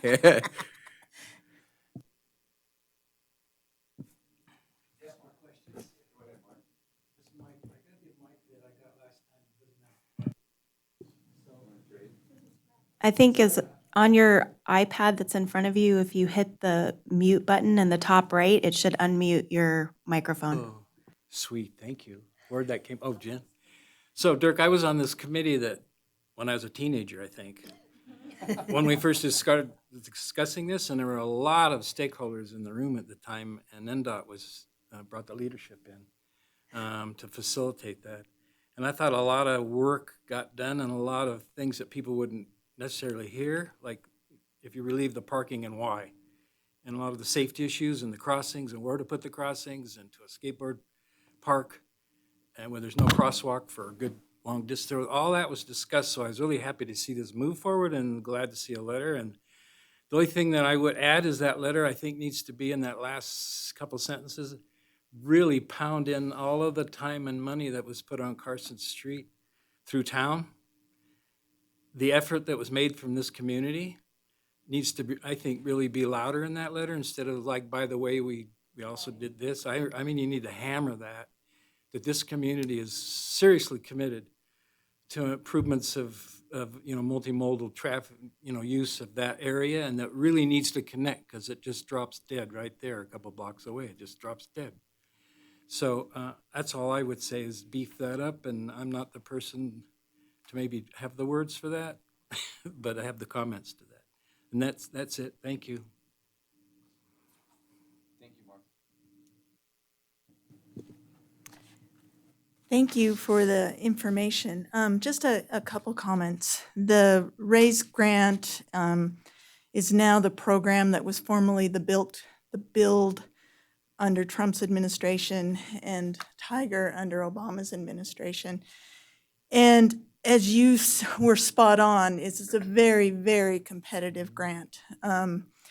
It's just a couple hundred receive it versus the thousands who make applications. So this administration, the RAISE grant, is very different from the previous grants, that their focus is on creating jobs, ensuring safety, advancing racial equity, and addressing barriers to opportunity. as well as climate change, environmental justice, and building transformative projects. And I'm saying this just because in my day life, I work for a firm that helps DOTs across the country submit applications for this. So the comment that I have is, and I totally support the project, and I think all the features that you mentioned are spot on, but there's nothing in here that says equity and helps the users of the system and really provides, as Mark said, multimodal. Maybe as a sentence, the critical project will transform East William Street, and it stops. How does it do that? To be more community friendly to the adjacent properties and the users of the system. Really expand and use the words that they are looking for in their grant. East Corridor, the corridor will also, it says continuous sidewalks and curbs and cut ramps. That's engineering. You have to do it. Put features to improve access and equity for all users by constructing these sidewalks. Some other items is that the project has support from the local community, but who are those people? I would guess muscle powered is, truly Chamber of Commerce, the businesses that this wasn't done in a vacuum because we're connecting to other work we've already done. It's more of it expand on that we've done this work to be multimodal, we've done this work to be community, we've done this work to be inclusive of our citizens. So I would just really expand and beef up the letter, because from everything that I'm hearing on a national effort is that the administration is pounding in equity, inclusion, access, multimodal, climate change. How are we doing that? And I think that the item presented, or what you're doing, I got the impression about the broadband or there's utility. That's huge. That provides benefits to folks that are non-transportation but still helps community. So just be really cognizant of that and use the words that they're looking for, so that puts us in a better place of receiving the funds. Thanks. Great comments, thank you. You too, Mark. Sorry, no. Does anybody else have any questions? She's got the word. I think those two should huddle up after this and have a discussion. That's wonderful. So is there anybody else that has any questions or comments for Dirk or Jennifer on this subject? Well, if I can. Of course not. Could we have an updated letter, a sample letter soon? Because I was planning on, I've got Muscle Powered and myself for the historic Virginia and Truckee Trail need to get this letter out. When do you need it by when? The due date for the application, I believe, is July 12th. But I'm happy to rework the letter of support and to mention all the good stuff.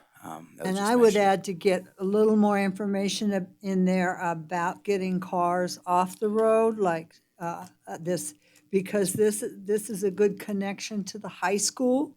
So getting more cars off the road for the high school, to getting kids, high school kids from the west side, alternate transportation, especially with the multi-use path, the V&T there.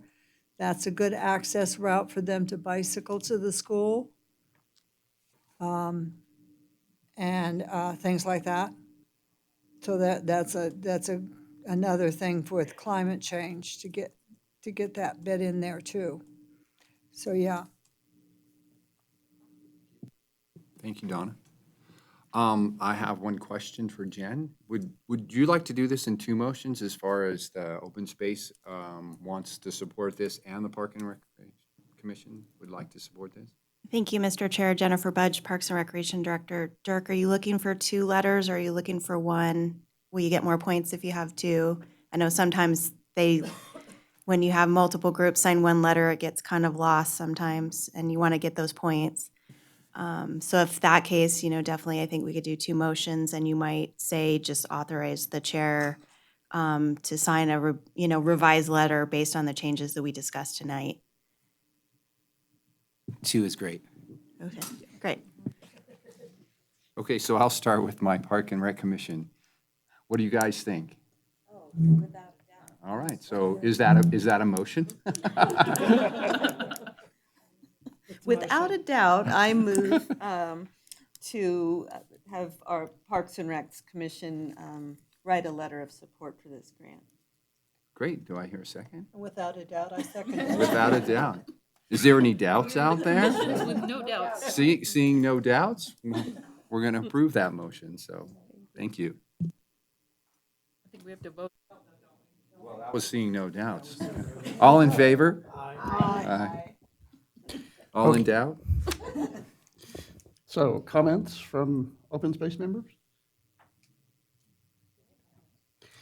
Do I hear a motion? Motion.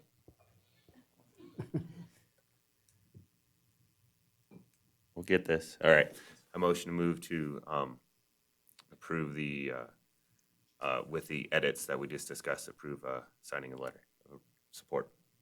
Thank you. Do I hear a second? I'll second. Hearing no comments, all in favor? Aye. Opposed? Passed unanimously.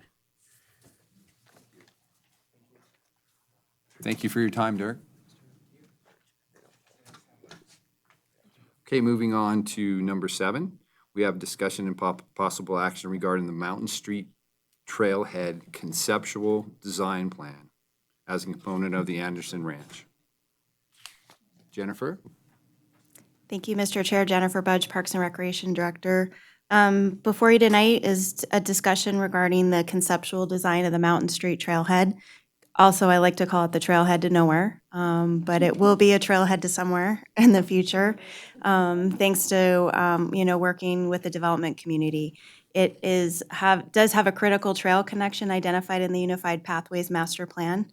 The first component would be over to Ormsby, and obviously the trail would connect beyond that in future opportunities, but that is a key connection that this project would provide.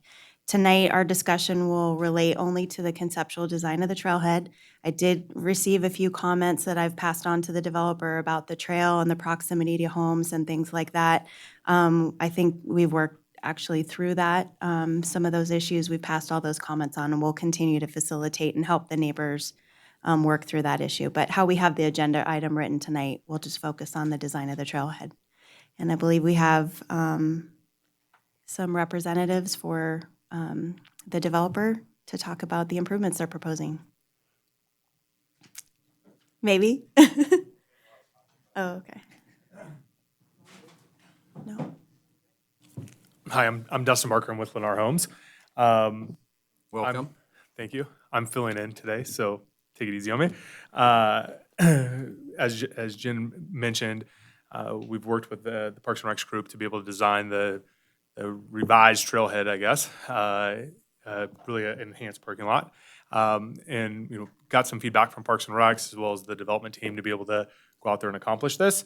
We're getting ready to start work on Anderson Ranch, the project as a whole, hopefully within the next couple months. And so wanted to get this in before you guys and before the public to be able to get everybody's feedback as to what it should look like so that we can go and get it done. So I guess specifically, if you guys have questions or anything from me, I'm happy to answer them. Hi. My name's Kelly Dufresne. I'm the landscape architect who is working with LA Studio Nevada to design the trailhead. So I'm here if you have any questions. Great, thank you. Well, I guess we'll start over here on the right side. Does anybody on the commission have any questions for the two in front of us, or even Jennifer? Just, there was a lot of plans and stuff, and I was having trouble trying to figure out where everything went. Can you kind of just give me a basic of where the actual trailhead would go through that development? Yeah, so basically, if we're just talking about the trailhead is, it's on Mountain Street. It's an existing parking lot, I guess, for lack of better words to describe it. And really, the area that we're talking about is that parking lot. So it's just to revise the parking lot, enhance it, put a new slurry down, and then put some park benches and some trees and some landscape. So it's really kind of a refurb of that existing parking lot that's currently there. There's the refurbishment of the parking lot, but then like on the backside of the parking lot until it gets to the detention basin will be an expansion of the trailhead. So, and it's very simple. It's, we've designed a butterfly pollinator garden, some benches, picnic shelter, and shrubs and trees, so a walking path around that pollinator garden. So it's super passive, quiet, shouldn't affect the neighbors, but it's also has the trail connection from the parking lot to the new trail, and the bike rack. Just it serves as a launching point. So there actually will be a trail? The trail goes Someday? along the backside of the development from Mountain Street all the way to Ormsby. Okay. So it, like Jen says, it's kind of to nowhere right now, but it'll get there. There's only one way to start a path, and that's to start with leg one. And I feel like we're leg one. So hopefully there gains some momentum. And thank you for speaking. You did a lot better job If I could, describing our if I could just trailhead. point in too, there's that Ormsby connection, but there's also a loop around the subdivision. So, especially for the neighbors and the folks that'll live there, that'll probably utilize that the most. There will be a loop trail system. So if you need to go walk your dog The in the trail does morning go or at all the way night. around the subdivision, and then the pathways all connect into and out of it. And there's dog stations, you know, the little mutt stations where you can get your poo bags, and then we've called for interpretive signage, but we're going to leave that up to Parks and Rec, an open space for what that means. And it could just be trail map, or, you know, we talk about, I designed it with mostly native bushes and things, so you could talk about whatever. At this point, would the design warrant what you explained as far as a starting point? Because I can see this with as far as a starting point getting out onto Ormsby, and I know there's a plan to have a path all the way up Ash Canyon, and that opens up everything, you know, Ash to King Trail, the Capitol Connector, all of that. So that is a trail to Tahoe. It's a So- critical segment for sure. Yeah. Yeah. So, would we want to put something in this design that could facilitate that kind of signage, a map, similar to what's on the trailhead at Ash to King and so forth, that could say, hey, from here you can really get up to there. So There is a space in the park now that has it's a kiosk space. We talked a little bit about whether they wanted to put their typical park monument sign in there or whatever, but the interpreted signage along the trail could be a trail map, especially at that launching point at Ormsby. And that stuff's, you know, simple to do as we go forward. I have a question. So at Ormsby, in the future, when this trail then connects to future trails, I think the conversation about a bathroom was valid at some point, especially through residential areas, if we have a trailhead and it is to ultimately lead to other trails and connectivity. Is that something that is being considered for future? Thank you, Supervisor Schutte. Jennifer Budge, Parks and Recreation Director. So there was a very robust conversation about the restroom at the Planning Commission.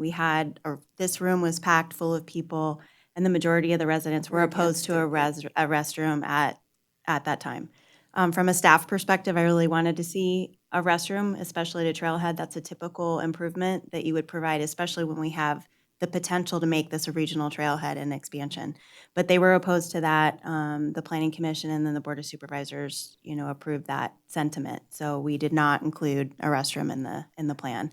One change that I would like to see, it talks about the kiosk, which I think would be a great location for a map or interpretive information, as we talked about. I do think it should be provided as part of the project and not by the Parks Department. The developer's getting a residential construction tax credit, and signage is usually part of, any park development. So I do think that should be incorporated as part of the project. And we can help with wording, and we have a sign plan and formats. It's not very extensive. I think we can utilize the existing monument sign that's on there. There hasn't been a desire to change the name from Mountain Street Trailhead that I'm aware of. So why buy a new sign, things like that. There is no monument sign there. It's just that. There is on the corner, but where the kiosk is located, we would put a new kiosk in there. Just a single-sided or two-sided kiosk we have. It wouldn't be very expensive, but there is a monument sign on the corner on the street right now that says Mountain Street Trailhead. I wonder why, anyway, never mind. Conversations. I do want get to point out sideways. too, Kelly was our landscape architect intern for several years, and she did great stuff for the Parks Department. So it's so nice to see how far she's come. So thanks for all her hard work. Thanks. I do have one question. Is this going to be an increase to the parking of that, or is it the same amount?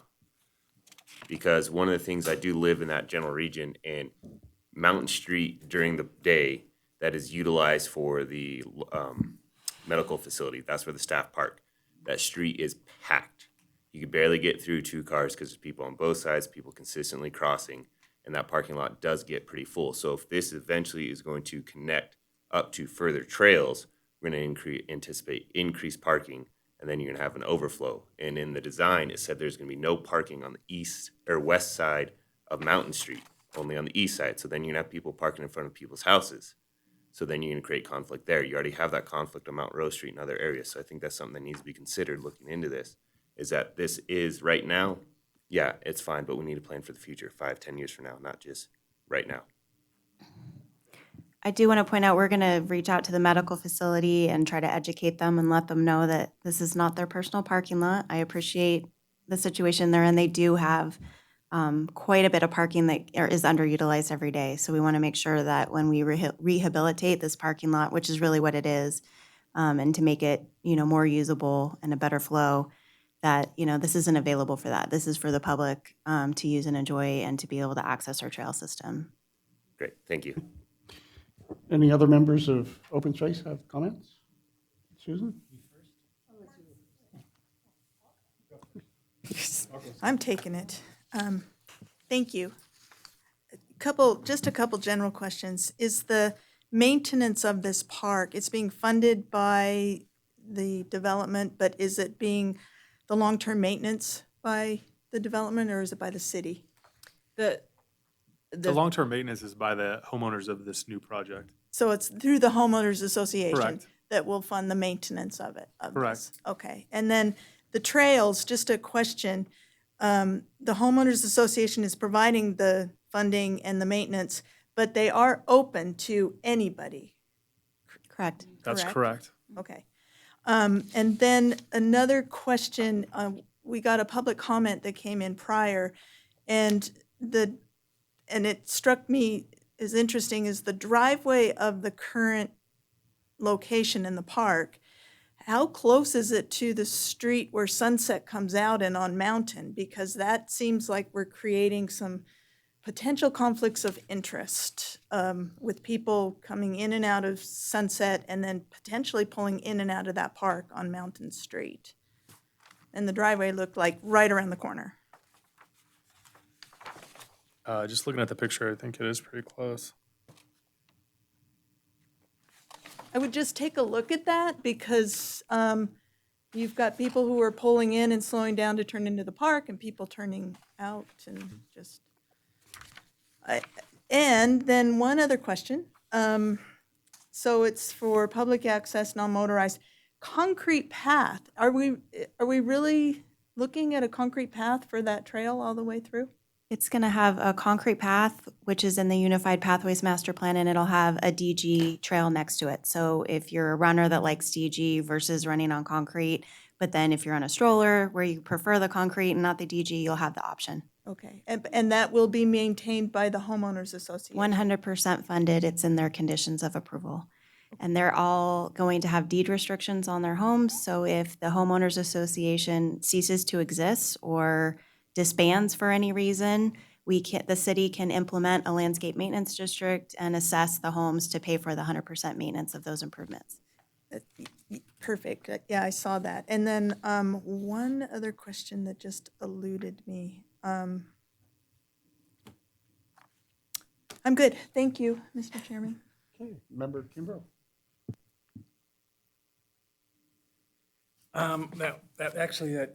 That concrete pathway, how, is it big enough, wide enough? Because I assume the bike communities, mountain bikes and stuff are part of this. So you got kids on skateboards and dogs and baby strollers. Is this wide enough for a bike trailhead to be Yeah, I think it's comfortable? 5 feet, right, Jen?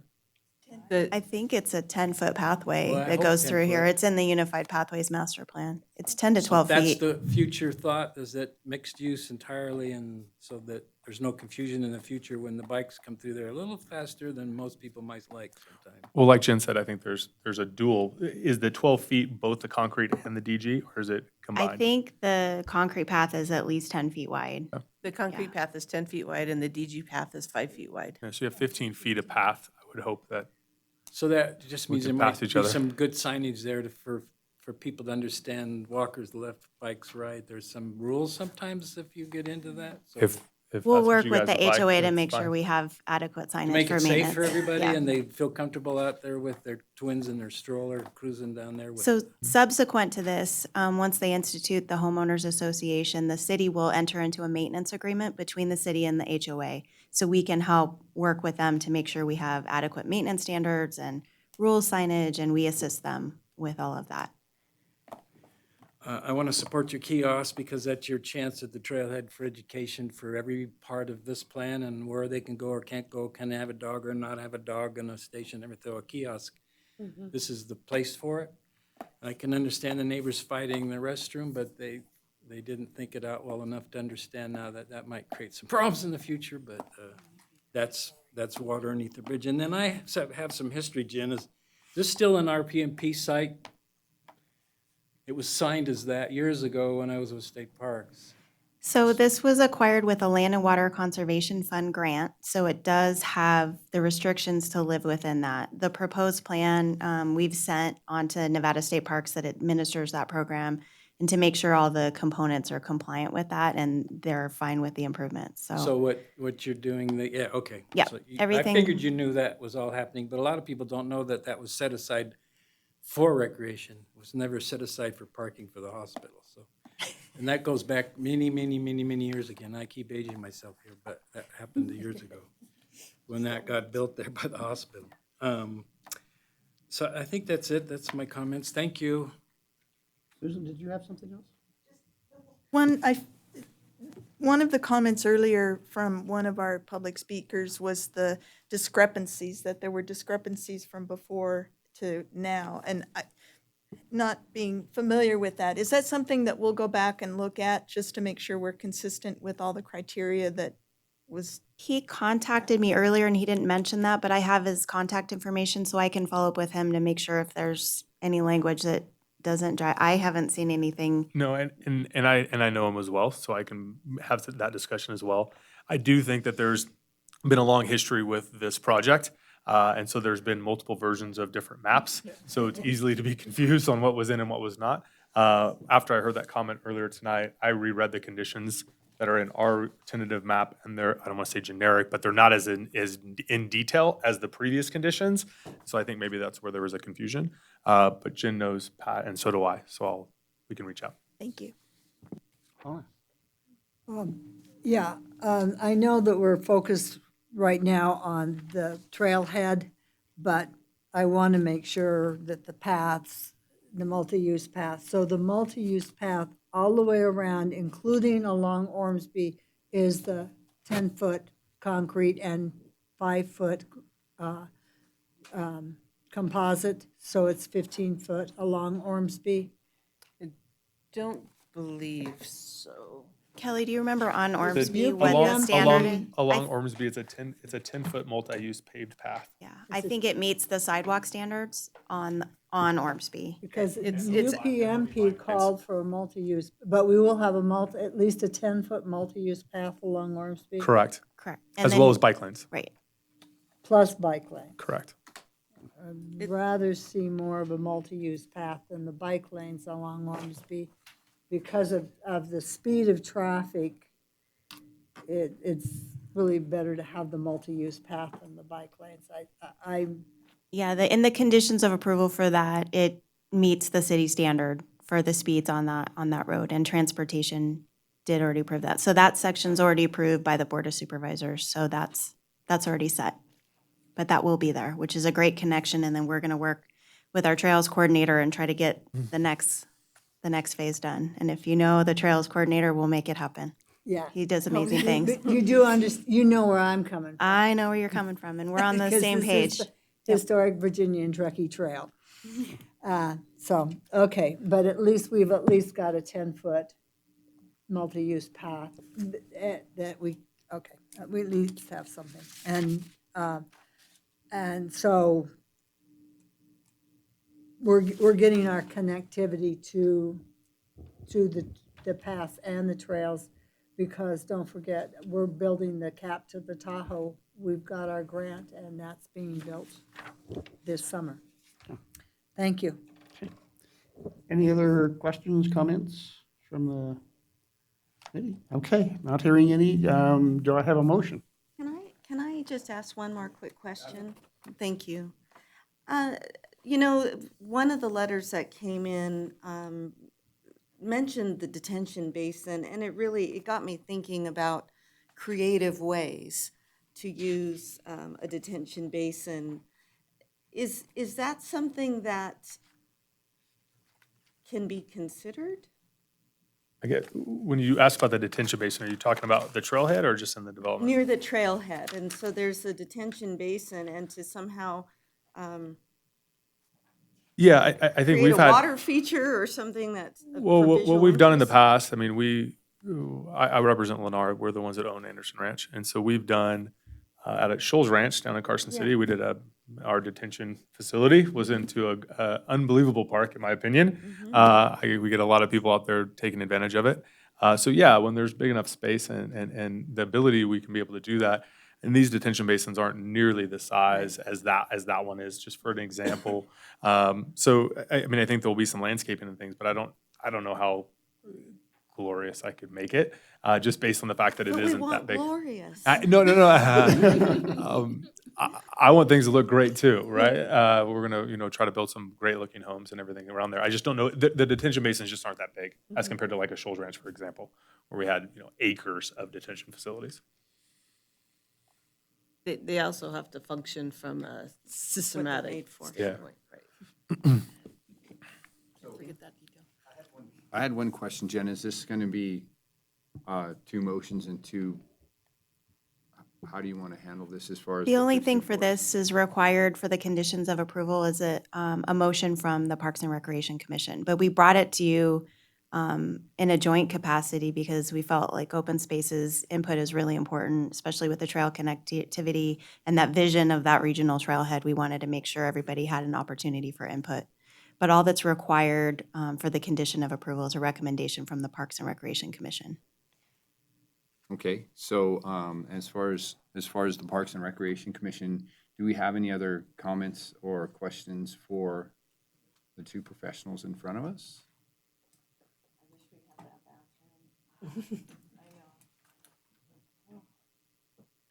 And like I said, I think the bigger the kiosk, the better, because I think there's a lot of cool stuff that we can start on that Mountain Street trailhead. So. Just a quick comment, can it be, if something happens in the future, can there be at least you aren't eliminating the possibility of a bathroom? Meaning, can the utilities be somewhat situated so that the future there could be, or that there isn't an impact that you don't want to build it and then a bathroom can't be there? Correct. you'd want to be able to maybe, if there is that, at least allow for the possibility. I will say I know there's a sewer connection on Mountain Street, so it wouldn't be that far to connect. I think it's in the conditions of approval, though, that we can't put a restroom there. So I think it was in what was approved. That said, potentially in future phases, which those lands have not closed on and have not been sold, to my understanding, perhaps there could be secondary locations. Just don't preclude the construction of a bathroom. Yeah, with Mountain Street being as close as it is, you've got a bunch of facilities in Mountain Street. So there's easier access. So we are only refurbishing the parking lot that exists now, so we won't be tearing that up. So if we're going to put, tear it up now, tear it up later. Yeah, I just wonder if in the future, even the homeowners association, they're going to want a bathroom. Really, when people are walking by or knocking on their door to use the restroom or peeing behind a bush, I'm all for bathrooms. I guess what's tough on this project, okay, is the people who are going to be paying for the maintenance of I that bathroom understand, and actually have a that's bathroom fair. really close. Correct, And so the right. people that are using the bathroom aren't the ones that are going to be paying for the maintenance of the bathroom. So I think that's where we kind of got in a stick where we said, hey, how can we incorporate this where we've got a homeowners association funding the maintenance and the long-term facilities here, but also minimize it so that's not just a public restroom, so to say, that they're providing the toilet paper for. So there's a little bit of a balance there. Absolutely, and I support that 100%. It's just, looking at that big picture and looking at, the whole idea of the open space and why it's written into the CCMC in this kind of development, and what really is the best way to utilize the area, so that that the community has something that they love and the homeowners have this wonderful place to live, and that they're not interrupted or bothered by the community actually using part of their community. And I understand that you own the land and the houses are being built. It's also part of our community, and so it's finding that balance. Sure, absolutely. So No, and I think thank you. that what this enhancement and this refurb, as Jen called it, I think it's going to look great. I'm a big I'm hiker. sure it I'm a will. big hiker myself. I'd love to be able to go. I mean, I've hiked from Washoe Valley up to Tahoe and done all that. So I've utilized that open space and went after it. So I'm excited to be able to use it as well. I guess this is still the first leg of a long route to be able to accomplish those things. But it sounds like you guys are highly motivated, which is, I guess, comforting to hear, right? If we're putting up the front on the first leg, it's tough. You go to something like this and everybody's like, oh, well, we don't know when the rest is going to come. It's exciting to see people excited about making it happen. And so are we. Great, thank you. Mhm.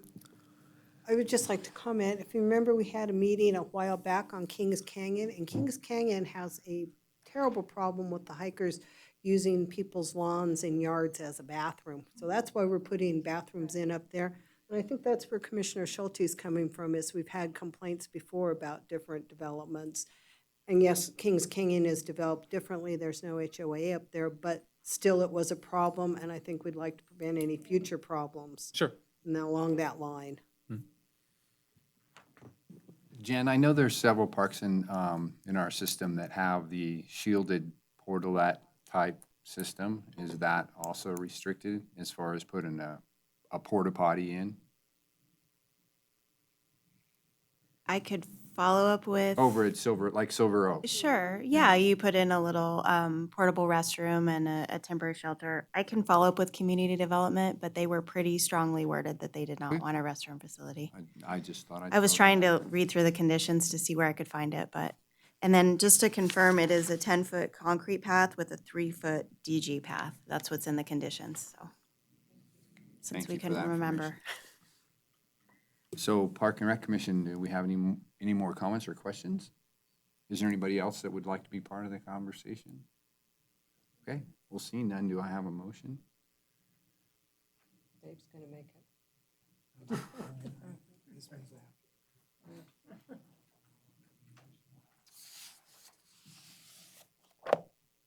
I move to approve the Mountain Street Trailhead conceptual design. Second by Wilkie. All in favor? Aye. Aye. See, we got a pass. Thank you for being here. And thanks for the conversation. It's just. Yeah, no, it's always welcomed. It's, we try to pride ourselves to be part of the community, and we want to be able to enhance it and make things look great. And so, yeah, the feedback and having these discussions are welcome on our end. Appreciate it, thank you. Can we take a really? Yeah, I move for a 10-minute break. Stretch some legs and use the restroom. Text your wife or husband.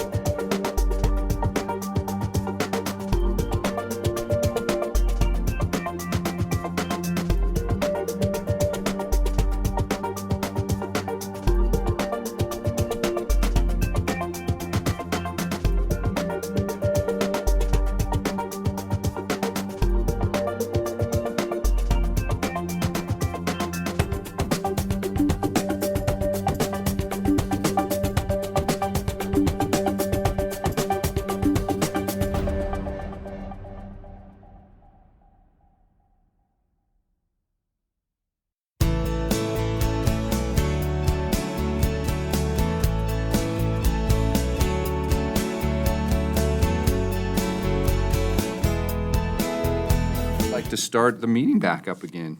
Any Everybody objections? left us. Yeah, there's a couple out there that want to keep us on our toes, keep us honest. Are you- Oh, there Are you you go. the delegate for the So- dog park? Come on. So I want to move on to number 8 on our agenda. And this is discussion and possible action regarding dog use policy and ordinance for Carson City Parks and Open Space. Lindsay and Jennifer are going to take this on. So you guys ready? Onward ho. Thank you.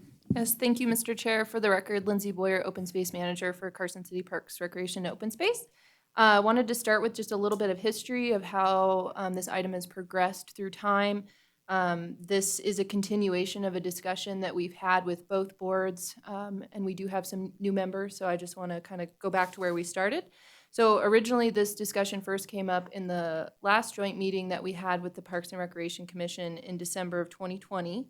And then subsequently to that, earlier in this year in the spring, the item came back to both the Parks and Recreation Commission and the Open Space Advisory Committee for individual discussion from each group. And then the idea was that we would bring everything back to the next joint meeting for further discussion and also review of the survey that we put out, because we wanted to cover all of our bases and really understand this very complex issue and what the public had to say about it as well. So the overall goal for this whole discussion has just been to try to identify a little bit more consistent policies across the board. Right now, things are kind of a mishmash with where dogs can be and can't be, and it's confusing for both the public and staff. So we're looking to clarify that in certain areas. So we did put out a survey for the public. It was out for about 3 weeks. And in those 3 weeks, we received 773 responses, which I've been told is the most responses that we've received for any public survey that we've released as a city. So obviously there was a lot of interest in wanting to make folks' voices heard. So we did want to also include the presentation that was put together and provided by the park rangers back at the previous joint meeting, just so we had all of the information together, and then bring those survey respondents back to both of you as the committee. So I had the pleasure of going through all 773 responses to the survey, and I put together the results that we've included in your packet. A few things that I did want to clarify. There were certain questions, especially in the safety and security section, where the number of no respondents was not specifically tabulated in these results. That's just because the way that the survey results were output for those particular questions, it was a fill-in answer, so you could put yes, no, or write a whole diatribe. And so it would have been really challenging to individually tabulate every no response, but that was a question by Member Kimbrough, so I did want to clarify that. But there were definitely a significant number of responses there that had indicated no. So in terms of this survey, I tried to create graphs wherever I could so that you guys could get a visual representation of the responses and what folks were saying. And then at the back of this survey, there's a whole lot of just kind of miscellaneous responses that we received, both to certain questions, as well as there was a question at the end where you could kind of just write your 2 cents. And so I wanted to include like a smattering of comments so that you guys could see kind of where the public was at on this issue. There were certainly some trends that we identified through this whole process. Obviously there's definitely strong opinions on both directions. Dogs should be leashed or not leashed. I would say that I couldn't really pick a specific percentage, but it seemed like it was split down the middle. People on both ends felt very strongly about both of those items. I can say that generally people agreed that open space and trails are suitable areas for off-leash dog use. There was the question about trailheads specifically, and it looks like people, supported having dogs on leash within a certain proximity of that trailhead for safety and, to prevent dog conflicts. I would say in general, a lot of people responded and identified that there are some concerns with having dogs off leash in certain park facilities, as we heard tonight, especially if there's children involved or playgrounds and just potential conflicts there. folks definitely did identify that there are some conflicts in certain areas, dog fights, conflicts with owners, things that one would expect.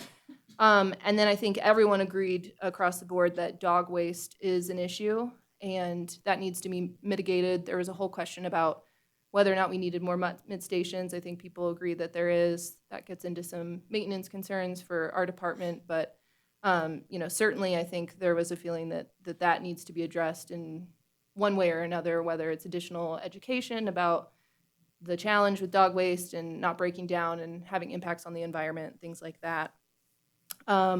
We also asked some specific questions about natural areas and wanting to potentially protect certain important natural resources, specifically migratory birds, nesting birds. And there were some questions that was identified in the survey, just what these areas meant or what a nesting area is, or just some clarification. So if anyone's listening, specifically some of those areas that would be identified for seasonal closure or dogs on leash required would be places like wetlands, like Fullstone Wetlands, or our newly named Washoe Wetlands, or areas of really critical cottonwood galleries where we have just some really striking and important migratory bird habitat, areas out at Buzzy's Ranch if we ever expand public access out there as well. So just wanted to clarify that piece specifically. So I think there's, probably a lot of discussion to be had by the committee as well. But before we get there, I wanted to just turn it over to Jen to see if she had anything to add as well. Thank you, Lindsay. Lindsay worked really hard on this survey. It was a lot of work. We all contributed to the questions. We did have Supervisor Giomi really was helpful as well, crafting a lot of the questions. He gets a lot of dog use comments. Long Ranch Park, one in particular, he represents that area and has been, really helpful and instrumental in the survey. So I do want to thank him as well. I do want to dispel any rumors about Sonoma Park. So before we get into anything, there's no immediate plans to, one, close the park. The park will remain open. Two, I want to dispel any rumors about any plans to divide the park. The Parks Foundation has been really supportive of us getting funding for improving the gate system and making sure that dogs don't escape and get hit by a car or get out into the children's play area and things like that. And we've been trying to work to improve what we have there on our really limited budget that's available. We have changed the operation where we can close for a small area during maintenance because it's really difficult to clear out the dog park. So we've signed it. We picked one day a week in a certain time period so people know that we're going in and doing maintenance at that park. Another thing we typically, on an annual basis or sometimes twice a year, if we need to, fall and spring, is close the park down, do some, rehab work. The turf, when we're trying to rehab those areas, really needs to be, closed down on a temporary basis, just temporary basis for rehabilitation purposes. So I just want to dispel any rumors. We have no intention of closing that park. If anything, staff is really looking for additional locations where we can have additional dog parks in the region because we recognize the need for additional off-leash areas. And some people do want a fenced area to make sure that their dog is safe and controlled and not going out into the street because there were those concerns during the survey. People do have concerns, like if you're at Long Ranch and your dog runs out in the street, they see wildlife often in that area. And sometimes you think your dog is under control, they're well-trained, but when they see wildlife, their instincts do kick in. And there are those concerns, and that doesn't mean for everybody, but there are those safety concerns that staff and the park rangers do come across. Sonoma Park for the most part is great, and for the most part, there aren't a lot of concerns. But our rangers do get called out there a lot. Our animal control officers do get called out there a lot as well, because there are conflicts sometimes between dogs and sometimes between the owners. So it does happen, but it does happen everywhere. I do want to point out Mills Park in particular, and there was a comment about we should keep Mills Park pet-free. Well, let me just tell you, we have signs everywhere. They're not great. They're not beautiful. But at every entrance you go to Mills Park, it says no pets. So in the park ranger presentation that Lindsay mentioned, we had talked about just between March 25th, 2019 and November 10th, 2020, a very short area of time, we had more than 160 issues with dogs at Mills Park alone. So for an area that's dog-free and not allowed for pets, people are bringing their pets anyway. So I want to talk about that tonight, and how can we manage that? Because clearly, our park rangers are doing our best. We did get an additional park ranger approved. She starts in just a few weeks, which is wonderful. So we'll have 3 full-time park rangers, which is wonderful. But we also have over 8,000 acres that we're trying to manage and maintain. So it's a challenge. They can't be there all the time. Animal control is wonderful through the Nevada Humane Society. They do support our efforts, but they can't be everywhere either. So I just want to talk about what are our realities and what can we do. And I appreciate that there's a lot of special events at Mills Park, but there's a lot of times where they're not, and there's dogs there all the time. So that's really, some input that we'd love to hear from you today. Also, the number one, people seemed generally, as Lindsay mentioned, supportive of requiring dogs on leash at the trailhead, but allowing them off leash after a certain distance. The most popular response for that was 200 feet beyond the trailhead. That's very similar to what BLM and the Forest Service typically have different rules in different areas, obviously based on if they're in wilderness or not, about allowing your dog off leash. So that would be a point of discussion tonight and give perhaps some direction as well. What, do you agree with that? Do you think that's appropriate? How far, what seems reasonable? What kind of markers could we include to let people know this is, not only runners and people without a dog or people with a dog, this is an area where it would be off leash. So just to let you know, if you're running in this area, you would at least have that, what kind of signage, what kind of markers would you suggest for that?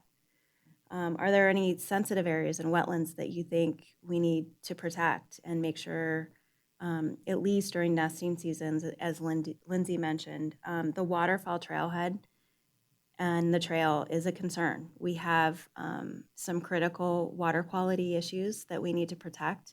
It's a very congested trailhead and trail. It's very narrow. When we build the new trailhead, the trail will be rerouted a little bit and connect to the new trailhead, but it'll still be a very narrow trail. So you have people passing each other and really a congested area.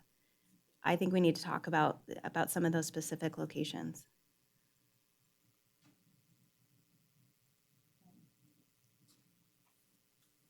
So, where would you like to start, Jennifer? What was the first thing you I said don't we even really know. need to talk about? I think it might have been Mills Park. Okay, we have a question, but we'll start with Mills Park since Okay. we have a question about Mills Jan, I Park. have a question. Somebody's in Mills Park with their dog. They're not supposed to be. Park ranger comes along. Do they tell them, please leave? Do they cite them? What are the options available to the rangers outside of signage? Is there anything we could do to help? So the park rangers do have citation authority. The Board of Supervisors, through a resolution, allowed them to have citation or authority, but they can only cite through Title 13 in the municipal code.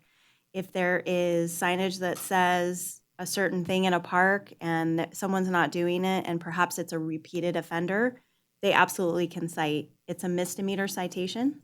So that means $500 or less is a fine. And then we have, Ben can jump in because I don't know this all that well, but there's a list of codes and there's a list of, fines and things of that nature that would be imposed. If they're a repeat offender, could we ban them, say, for 6 weeks, 6 months or whatever from the park? Is that even an option? I mean, what can the committee do to help the rangers do their job? Short of going through the park and saying, get out. I mean, I do think one component of all this, regardless if things change or not, if they stay absolutely the same, I do think we need to increase our education opportunities regardless. The park rangers have been amazing. They've made videos, they've done flyers, they've put out signage, they've had Facebook Lives at some of our open space areas and some of our dog parks. They've also done some dog park etiquette. Also, we have some great videos. Supervisor Schutte was in once to, say hello when you see people and about yielding to other users and sharing the trails. Those are really important messages, but they only obviously get us so far, but we need to continue that. And I think regardless of what happens, we're committed to making sure we continue education. As far as, what can we do? Can we kick someone out of a park? I mean, there is a municipal code that says we can exclude someone from the park.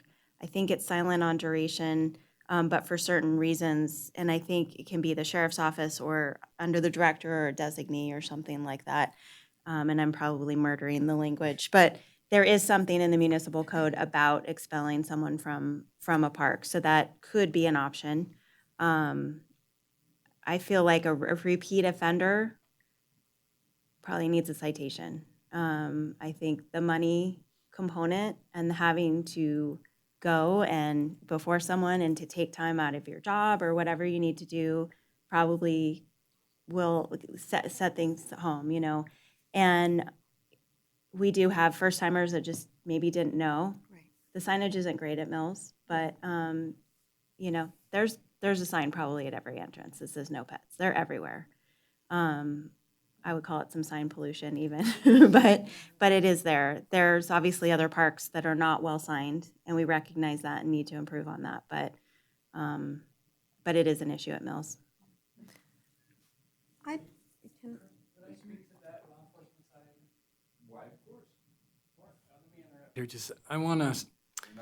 I want to paint a picture a little bit, having a few years' experience in some of the nicest parks in northern Nevada, and dogs are always an issue. When people come to parks or get out of their house or out in open space, they're out there to get away from their life and to relax. And so what happens is they have a really light trigger. So when you come up and approach them for something as simple as their dog, their triggers can get released real easy. And when you elevate it to a ticket, you're maxing them out for a very minimal misdemeanor that in the court systems, they don't even like to see them coming to court because they're just so small in life about what you do wrong in the world about having your dog off a leash. So all the years I was a ranger, I never rode a dog off a leash with.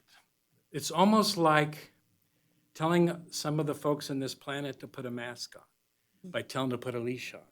They get very defensive and it becomes a problem. So all of a sudden you're in a situation where they're elevated, you want to write a ticket, and it wasn't uncommon as a park ranger that they wanted a sheriff there because there's no way they're going to sign that ticket because you're not a sheriff, you're just a park security cop. So there's all these elevations that can happen, and they don't have a leash on their dog. So now you have a dog without a leash, somebody who, if it doesn't sign a citation, has to go to jail. You're clearing them through dispatch because they don't carry their wallets with them, so you don't have an ID. So you have to run that through the dispatch, take away other time for that on the dispatch. So you can elevate that into a really serious arrest situation for something as stupid as a dog off the leash, and you know you've lost it. The equity doesn't pay. Now, there's always a situation where they're law-abiding and they're willing to take the ticket and they'll smile and you say, say thank you and press hard and sign all 6 copies here. But it's very difficult to enforce the understanding that it can elevate to such a point over such a small point of a dog. So you have a lot of training has to get involved to kind of take a temperature as soon as you arrive at a scene for that poor law enforcement officer, so it doesn't elevate when that really light trigger, looking for reasons to make it more difficult to bring it to court. And then courts, a lot of times, when you write those, and when you work for Nevada State Parks, you have to warn, it's an NAC quote, it's called, like frisbees and things that people do, and they run across people's blankets and stuff. So you have to warn first, and then you can cite the second time, and there's very, very rarely ever a second time. And then another key component, which Jen surprised me, is you can't kick people out of parks. It's a constitutional right to be on public land. Very sensitive issue about taking them off public land. You better have a good reason or a court that might have to do it. So you gave them an option. Either you get a ticket or you leave. So then they'd always leave because they don't want a ticket. So there's just a lot involved with the law enforcement. I just think that needs to be clear that they can elevate into a really ugly mess. And then you got animal control coming. You're going to have a sheriff coming for somebody that wouldn't sign the citation. And it's just a sweet young lady that their dogs become more. We used to say we're better off telling people what to do with their kids than with their dogs. because there's just some really strong sensitivity, as you can see tonight with dogs, and it's just part of the nature of the beast. So I want to bring that up. The enforcement isn't a really easy way to solve it sometimes. So maybe there'd be a lot of thought put into how that could best work. And the education side is really hard because it's just a broad-based audience. And a lot of times these people know that they're breaking the rules. So, and as soon as you turn your back, you tell them to put their dog on a leash. As soon as you turn your back and you're half a mile down the road, their dog's off the leash again because they figured that you're not going to come back and bug them. And so I want to close this with a funny story. Up at Hidden Beach up at Lake Tahoe, there's this cave where the local kids hang out. And sometimes when you approach people, I'm more worried about their dog than them. If they have a big pit bull sitting next to them on the beach, at Hidden Beach, you're going, So here, there was a kids' parties, and they had a fire going. We walk in there, and here comes a pit bull 100 mile an hour at us two rangers. And I think dogs know what rangers are. When you put a badge on, I think they got you. So what you don't do is dogs respect red pepper. They don't like that. But CS gas doesn't bother them. So one of my rangers was with me, sprayed CS gas in this cave and gassed us all. And the dog was totally there shaking his head, having a ball, chasing us around. But you don't use CS gas on dogs in a cave with 20 people. So that simple little thing from a dog and a fire ended into a mess and all of us gagging out, diving into the water so we could breathe at the end of that episode. And the dog was just totally content and turned out to be a nice dog. Yeah. So I just wanted to give that sight to it too, so that everybody has a better picture that it isn't very easy sometimes to write simple tickets for simple things like that. That's it. I do want to point out too, I'm a big proponent of telling people what they can do versus what they can't. You tell them no, or you see a sign that's no. All the signs that say no are the ones that are vandalized, as you know. Our park rangers are really great, and they have a flyer that has all the dog-friendly parks. So when they see someone in an area where a dog is not allowed, they give them, here's where you can go. And they really are trying to tell people where they can go and where they should be going. We're continuing to have compliance issues, but we do make that attempt. I'd like to build on that, and you're absolutely right, and I agree. When we say don't do something, if I say don't look at the ceiling, we're all now like, well, why? It's just this natural impulse. Yes, the educate first, and brochures. During this conversation, I was thinking perhaps there can be, the dog-friendly park brochure that the rangers carry. Perhaps they can be in the Chamber of Commerce and in the library and stores in the visitor center, City Hall. Sometimes people traveling through, they see Mills Park, they want to get their dog out of the car, and they don't know where the other parks are. Sometimes people, again, they park in an area between the signs, and even though they might see a sign 20 feet that way and 20 feet this way, they're walking forward, so they miss that. But if we have even a kiosk or an area with brochures or signage, and I know that you can oversign to where people don't read anything, but areas where dogs are allowed. And, the conversation about some dogs or some parks not being appropriate for dogs, I think that's fair. And the idea of if you have an option, and so we are so fortunate in this community in that we have the option of Fuji Park and we have the option of Sonoma Park. We have wonderful trails, and we really do have most people being on the same page that it's more the owners than the dog. But unfortunately, sometimes even with a super friendly dog and on the trail, when somebody is walking their dogs on a leash because their dogs are fearful of other dogs, and then you have like my goofball Hank running up and saying hi to everybody, that's scary to them. And while I don't think that's a reason to insist on leashes off trail, I really think trails are wonderful to have off leash. I do think it's a fair concern. And so in a brochure, even those helpful tips that just because your dog's a good dog or a friendly dog or joyful, please be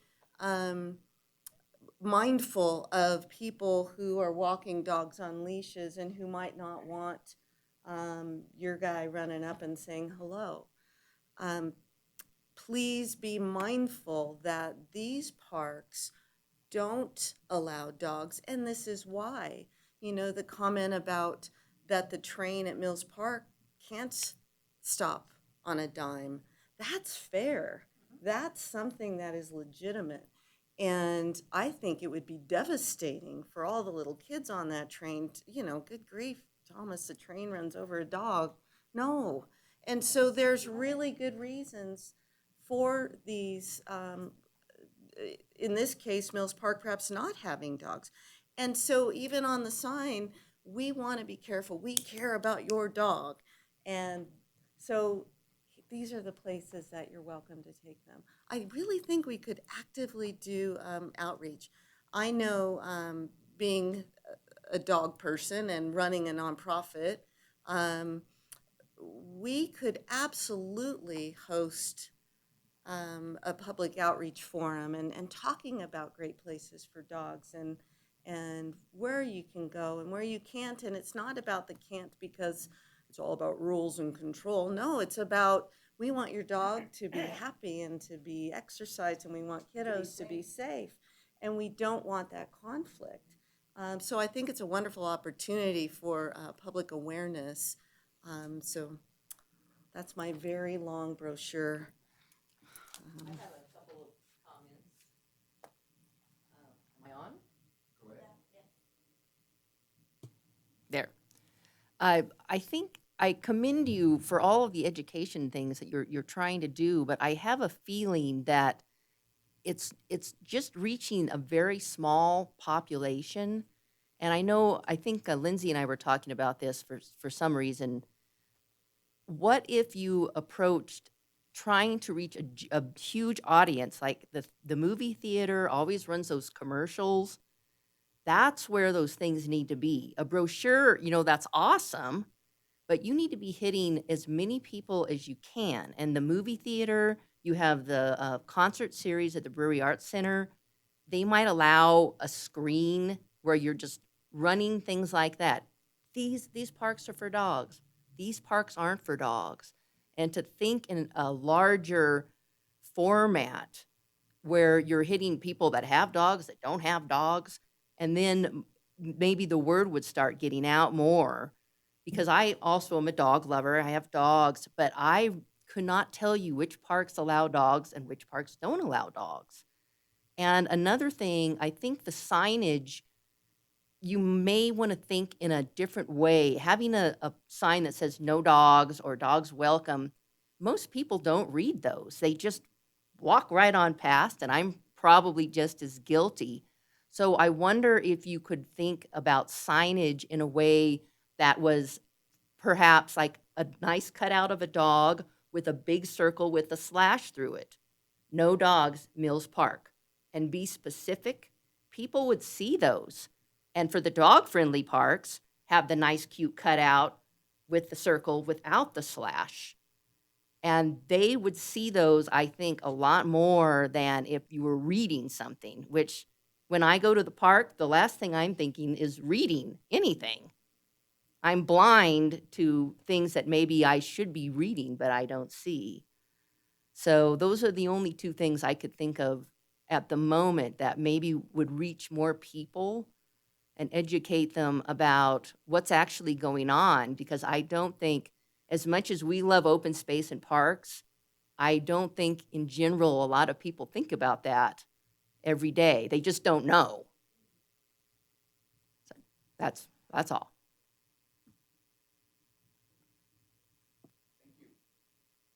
So I guess we're still talking about Mills Park. Are categorizing?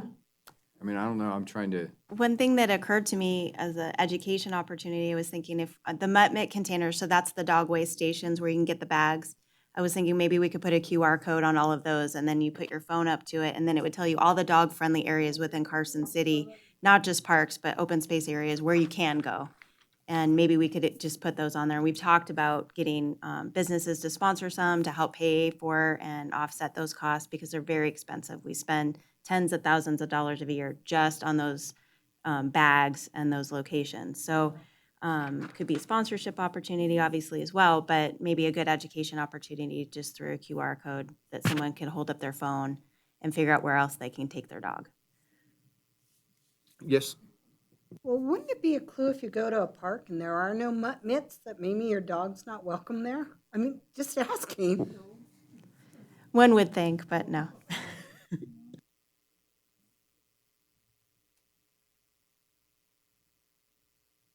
So what do you, I should have made notes, but what do you need from us as far as input for this? Well, I mean, based are on we- the survey, we could use your direction. Where do you want to go from here? Do you want to pursue a recommendation to the Board of Supervisors regarding dogs in parks, trails, and open space in the park system? When I say that, I mean everything inclusive. Is there certain areas you would recommend to the Board of Supervisors that should have certain restrictions or not restrictions? Do you want to leave it as is? I mean, how do you feel about that? We have identified some areas from staff that we are concerned about and could use some direction on. The waterfall trail, Carson River, areas where we have nesting habitat, Fullstone, the Washoe wetlands. I definitely, and I'm pretty adamant about this, continuing to not allow dogs at the cemetery. It's a huge issue. Okay, so those are all great points, and I think that we are here to help you. And so let's start at the top and talk about the waterfall trail. Right now, I suspect that the waterfall trail is allowed dogs, and that is not a park, so that is possibly off leash, right? Am I correct in saying that? And so would you recommend, staff recommend that trail had dogs on a leash? Or no dogs at all. Or no dogs? I mean, no dogs at all, yeah, that.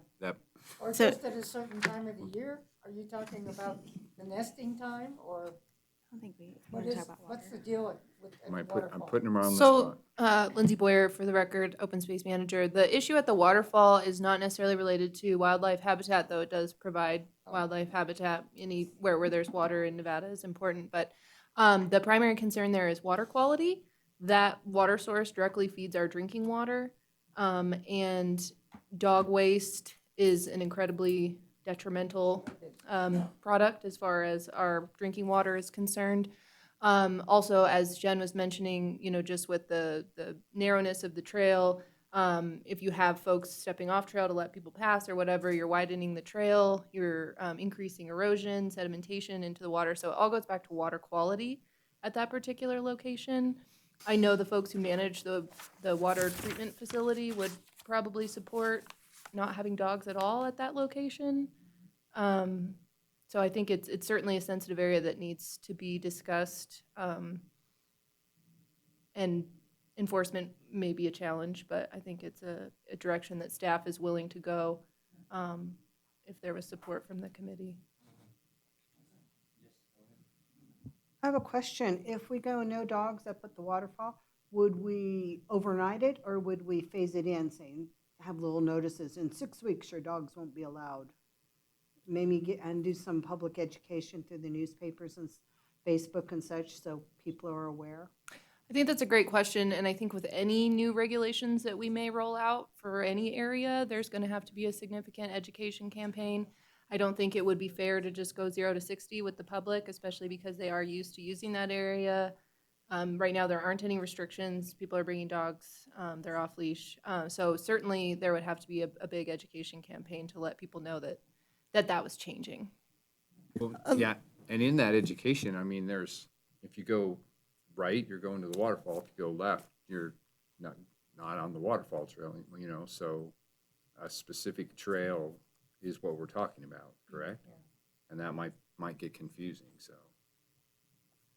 Yes, that's correct. And that's something that we've considered because obviously you can get onto the Ashley Kings Trail from there. You can go up Kings Canyon Road. There's all these other areas that you can get to. And especially once our trailhead is complete, it's going to really bring that whole system together. So, Equestrians. and equestrians are not allowed on the waterfall trail Right, specifically correct, either. but on the yeah. other one. And so maybe Yeah. that's the segue to this problem is the waterfall is off limits, obviously, to horses, but to animals, and it's about water quality.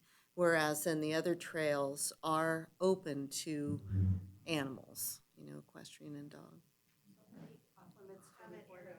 Well, right, sure. Perhaps, at that new trailhead, you could have dogs, yes, this way, and dogs, no, that way. Or And Mary animals. signs, I that's guess. a big. Yeah, but I mean, yes, they're okay one way, but not Right. another, and make that really clear at the trailhead. I don't know if any of you saw it in May 19th this year, there was quite an excellent article in the Tahoe Weekly on the toxicity of animal waste, and specifically dogs. So if you can get your hands on that article, that would be a good one to add to your educational materials. I would be totally agreeable to that, and especially because we already have an exclusion for equestrians, horses there on that trail, and with some education that, dogs also because of water quality. And a lot of people don't even realize how important that's their drinking water. And I think it's a real opportunity to do a lot of education about the fact that that's their drinking water that they're playing in, and allowing their children to. And drink. Yeah. They're not reading the kiosk. So for this issue specifically, is this an open space exclusively, or is it both, or where do we go with this? So the waterfall trail is managed by the Open Space Division. So certainly, we would welcome feedback from both committees. Okay. And a few of the other areas where we're looking at potential sensitivity or closures would also primarily be open space areas like the Carson River Corridor, Fullstone Wetlands, any other wetlands in town. So I guess generally, even beyond the waterfall trail, if we take action there, I would be curious to know your thoughts about those other sensitive areas. Right now, for example, the new Buzzy's Ranch Trail, we made the decision to require dogs be on leash for that particular segment. That was something we hadn't done for open space areas before. As of right now, there are no leash restrictions in open space really at all. But because that area was going through an active ranch, it's going through what's considered pretty pristine bird habitat. There was some concerns about the trail and impacts on birds already. We do annual bird surveys there to try to monitor, potential impacts from the trail recreationalists. So far, things are looking good with the birds out there, but we want to maintain that. But when you really start thinking about the Carson River Corridor, that's prime bird habitat all the way through. While also acknowledging people want to bring their dog to go swim. So are there certain areas that maybe are a little less prime habitat that we could still allow that use so that we're not taking away that opportunity from people and the dogs as well? So certainly would welcome any thoughts about natural areas in general and potential restrictions there. So just a comment to kind of keep this moving is that you have some recommendations of areas where, because of environmental concerns, that it just isn't good to have a dog there. So I would say, based on your recommendations and based on the science, that we would put on the signs. I like the idea of the signs, but put the reason: environmentally sensitive, no dogs allowed. And use those in the locations that you feel comfortable with. And I really also like the sign idea where it's all over, because then people might get used to the signs and start understanding what they mean. So if there's areas where leash only, then we show the dog with the leash. But in these areas, I think I would be very comfortable in saying no dogs allowed, because they are some very specific reasons in that moving forward. Mills Park is a challenge. Just, I didn't think about it before. It isn't just locals, but it's people driving by. You know, and building on Mark's, I don't know what the signs say if dogs are allowed or not. I'm assuming they say no dogs allowed.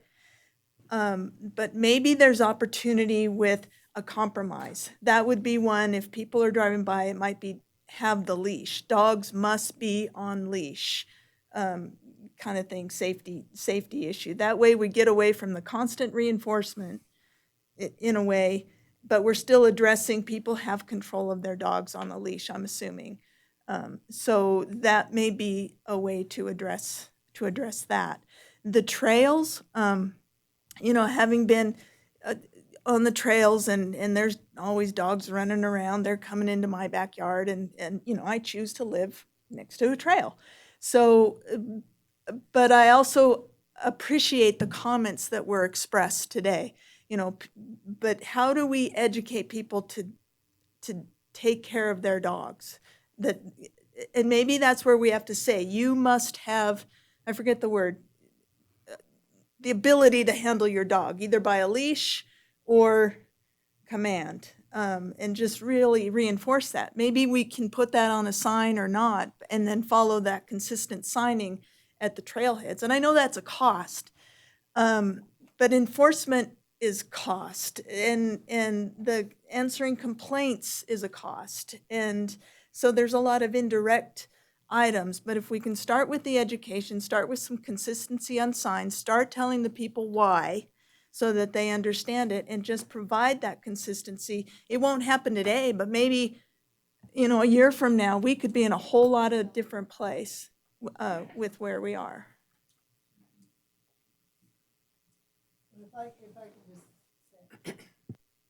One of the things I've noticed is I was an outings leader for Sierra Club for a number of years.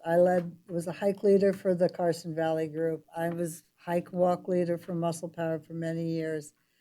And one of the things I realized is there's evidently a wide range of what it means to have your dog under voice control.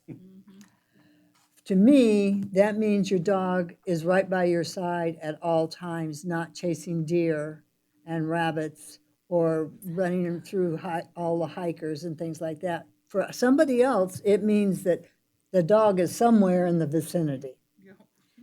So that's one of the other things, is there's evidently many definitions to that. And that is a big issue in my book, because I think one of the things that we need to educate people on is leave no trace also refers to dogs. And that being under voice control means on the trail next to you, not chasing a deer or a rabbit or running off into the brush or running up to people. I tell you, I mean, when I'm out, not even with the cat, just on my own on trail, people's dogs run up to me, jump up on me, and they say, oh, they're just friendly. I don't know that dog's friendly, and I don't care if they are friendly. I don't want them jumping on me. I don't want them running up at me. And so that, to me, is not having your dog under control. And I don't care. I don't want them greeting me. Yeah. But they seem to think it's adorable. And it annoys me no end. And I'll just tell them, would you get your dog under control? And they get annoyed with me. But they're ruining my walk or hike. So that's an issue for me. And I think we need to somehow or another educate people as to what it means to have your dog under control. I think we have an opportunity here to invite dog owners to actually be part of the solution. And it goes back into the why behind the rules or the requirement or what's allowed, what isn't. Yeah, so owners who, their dogs who are friendly dogs but super social, it can get very negative when in reality it's an opportunity to have that conversation. You know, I'm thinking about the go slow, say hello, but in this case, have that conversation of, oh my gosh, that startled me and I don't want to trip or whatever, and oh, you scared me. That's where we, through the public outreach, and I love the theater idea. I love the concert idea that get that plug in about, hey, we're all in this together and we want our community, and we talk about quality of life. Quality of life is not just about people. It can be people and their pets, that dog-friendly community, because that brings folks into this area as well.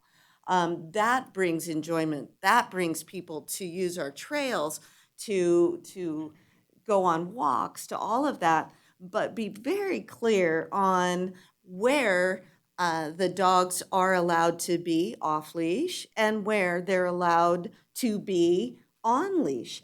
And when they're on leash, why they need to be on leash. And so I think about the 200 feet from the trailhead. Well, maybe it's 200 feet from the neighborhood. If it's a trail, you know, behind your house on Sea Hill or wherever it is, trails that if you see houses, you know, your dog's on a leash, or if it's X amount, or, you know, approximate, just to help dog walkers and owners be a little more mindful, because I think it also goes back to sometimes pet owners, they're not thinking about it, and they have nice enough dogs, or those that aren't very nice, they typically are on leashes, and so it is the goofball dogs that are running around and knocking people over and pooping on lawns, and those are the things that we want to avoid, because we want people to be able to have their dogs out and about on these trails. How do we protect that? We protect it by encouraging leash use, and then backcountry, that can be a different conversation. I also love the phrasing, the seasonal closure. You know, I think folks would really understand those times when, you know, dogs are required on leash for the month of April or something during the birds are hatching and this very critical time, or for the next 6 weeks. Most pet owners really care about animals. It's not just dogs. And they would be devastated if their pet interfered with, you know, ducklings and other birds and that. So I really think that just having it seasonal closure, just like a few years ago when there was the coyote problem and the signs about keep your dogs on the leash, there's coyotes. And people appreciated just, oh, you're right, I'm going to just keep them on leash. They adapted because of the safety of their pet. I think they would also adapt for the safety of our wildlife. Hey, Dan, Lindsay, this was in the packets, and it's really great what the different other entities are doing. Have we contacted them to see how effective their programs are, and if maybe one of them is really effective and we could borrow it, shall we say? I think that's a great question. Our park rangers have been in contact with all the agencies and they have regular conversations with them. I don't think there's one thing. I know. Unfortunately, I think all the agencies struggle with these same issues that we're having. I do know that the seasonal closures at like Washoe Lake State Park are really successful. The state really educates people. They put out social media, really good education. The park rangers there are amazing. They do a lot of interpretive programming, and those messages. The signage is really clear when you go there during that nesting season and with the habitat. I think that's a great example. Washoe County does that at Swan Lake Nature Study Area.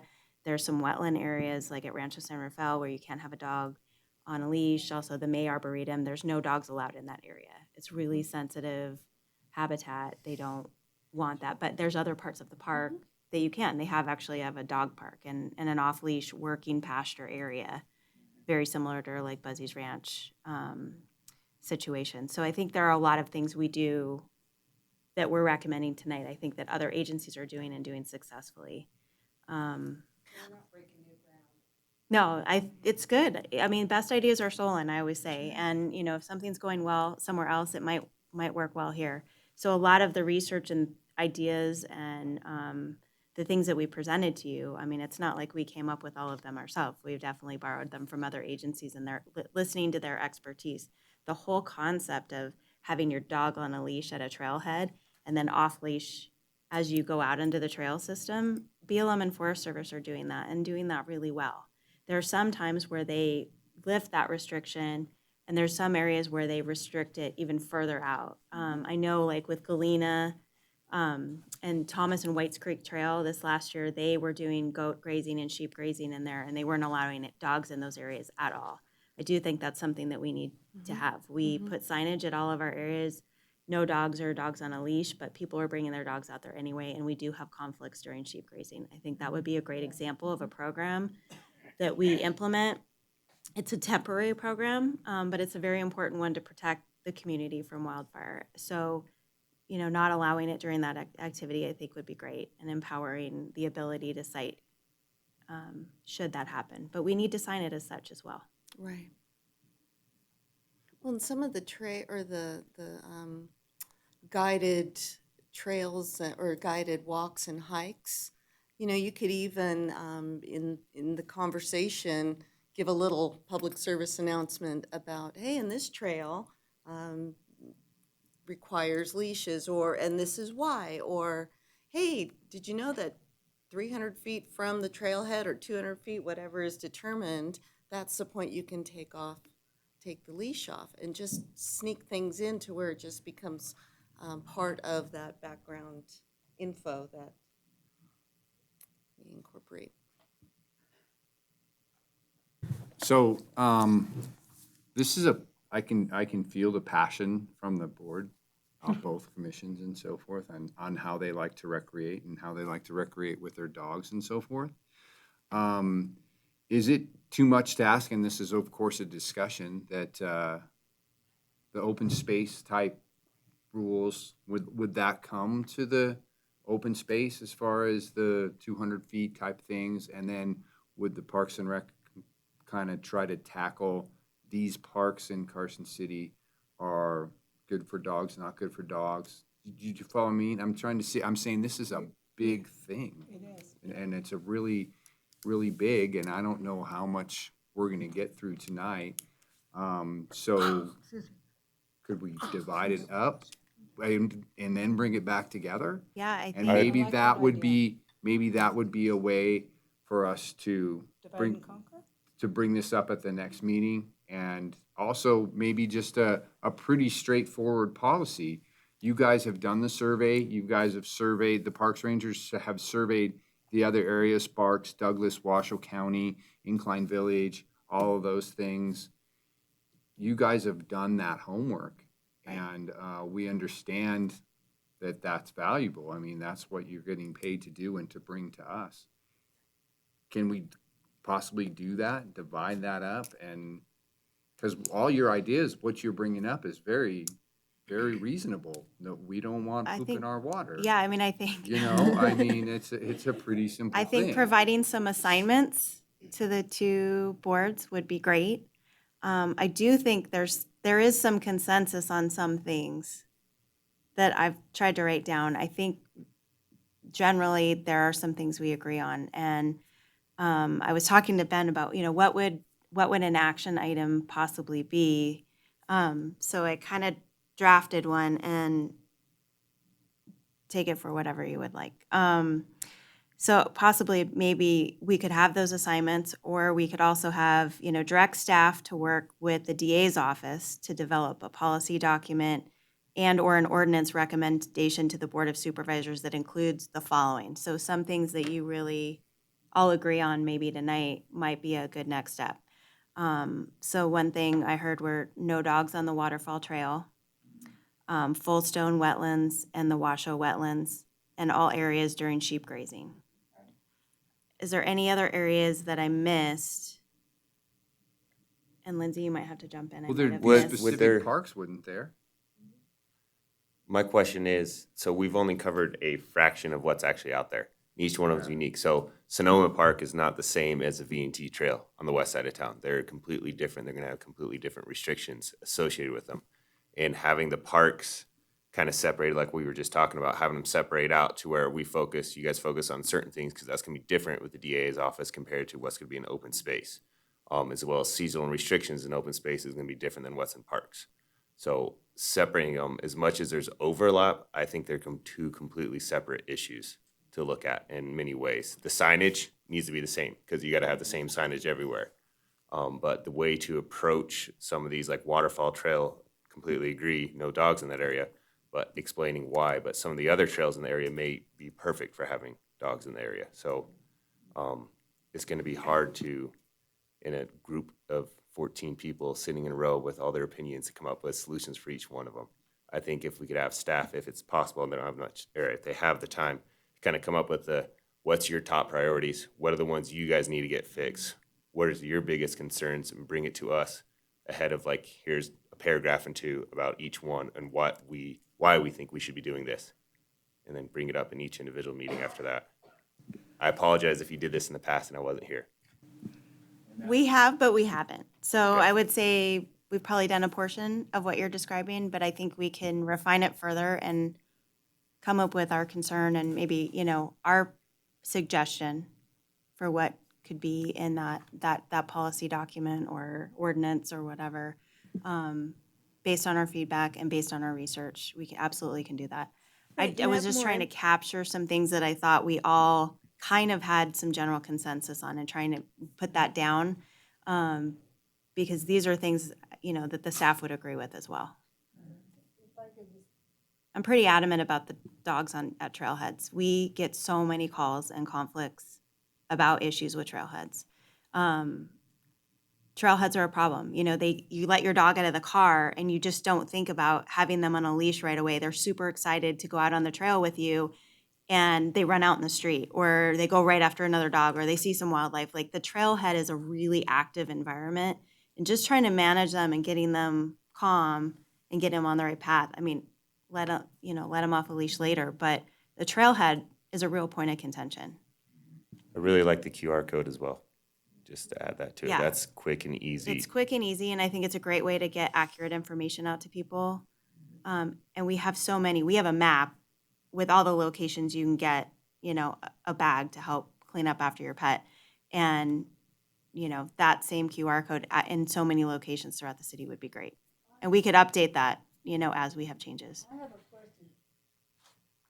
It seems to me that there really needs to be two separate policies, because parks and open space are so different. So Can we they're do under it the all same into title, one? and I appreciate what you're saying, Donna. It is under the same title, and it's under Title 13. So it needs to be in Title 13. And if we can clarify what those areas are, I wouldn't worry about where it needs to end up. We'll make sure we work with the DA's office. It'll all be under Title 13. But I would really like to see, coming back from you to us, those specific areas, the recommendations about those areas you feel are the areas that we need to address. Okay. Like the Waterfall Trail, the River Corridor. I mean, personally, and I know this would be so unpopular, but Riverview Park has all of those wetland areas where I know dogs are jumping in the reeds where the water are, where all the birds are, and they're chasing ducks on the river, and that's, to me, is a real problem. Well, and I think the river corridor's a real valid joint conversation, because you have parks meeting open space, meeting the river environment, and you have all of those components in one area, and Riverview Park is one of those areas. So it sounds like you've got a lot of base from the survey, and you've heard a lot of discussion tonight. So I think that's an awesome recommendation, is give us each our assignments. And if there's some that's overlapping, that's okay. But I liked how we did like the naming last time, and you gave the little two or paragraph sentence on the why. That gave a lot of depth, but I think you have enough information, I'm hoping you do, from the discussion tonight to give your recommendations. You all are living and breathing this, so feel free to make the recommendations. And I And think then, just for the sake of time, because Yeah. we've been here a long time and the public put in their public comment 3 hours ago, that would also allow them a little bit more specific of they'll know that we're not closing Right. parks, we're just trying to get some rules. Mhm. But I think for the matter of time, I think we need to split up in our committee assignments and go from it from that way. And that'll allow the public to have time to rethink too. One thing that I am trying to struggle with in my own mind is the definition of a trailhead. If you go up the west side of town, there's places where the trail comes into Ash Canyon Road, it leaves Ash Canyon Road. Is that a trailhead or not? And so, I mean, I hate to get in the weeds that way, but in a way, you almost have to say, you know, how do you define a trailhead? Sometimes it's obvious and sometimes it's the beginning of a trail, but is that really a trailhead? Because you're popping onto the road, you're getting back off it, you have to stop 200 feet before you get to the road, put your dog on a leash. I mean, just, Yeah, we can define that. In my mind, it's, where there's parking, formal parking available, and a gathering area. So if it's an access point from a neighborhood, I wouldn't consider that a trailhead. So But would we you- can define that and bring that back in the information for you as well. So just to clarify so would like the square pond above the water towers, would that be considered a trailhead? Or would Pooh Corner at Foothill be considered a trailhead? I mean, I'm sorry, that's what it's called. I mean, and that's a great question, and I was thinking the same thing. I mean, I can understand where you have the parking and a bathroom and the mutt mitts and the trash cans, like we're building at the top of Kings Canyon. I envision that as a designated trailhead. What do you guys think? So I think in general, there's a lot of areas that we think of as trailheads. That's straightforward. Like you say, it has different amenities. There's formal parking there. You're accessing one or multiple trails. So it's pretty straightforward. There are going to be some potential outliers, like Square Pond, for example. We did work with the state of Nevada to get a license agreement for that area so that we can essentially manage it and place signage as necessary. So we are sort of treating that as a trailhead.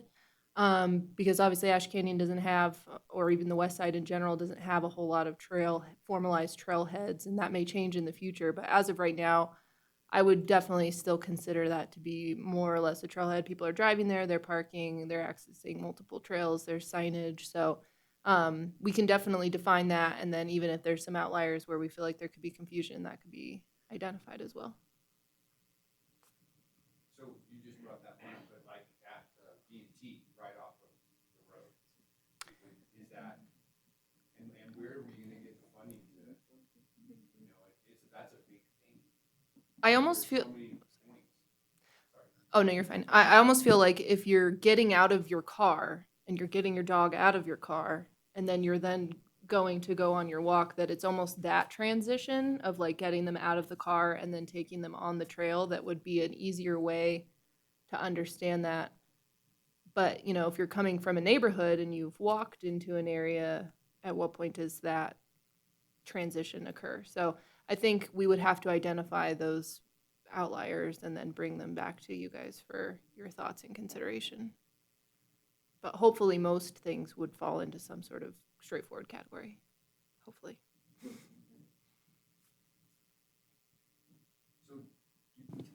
Do you need a motion from us this evening? I think we have some direction, but I wanted to see if maybe there's one or two volunteers from each committee that maybe wants to work with staff to kind of sit down and kind of work through some of this, especially if we're looking at the park side of things. We have so many parks with so many different rules right now.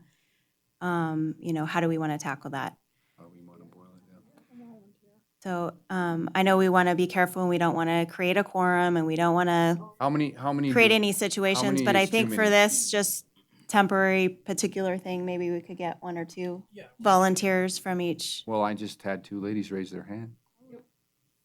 So I think we've got.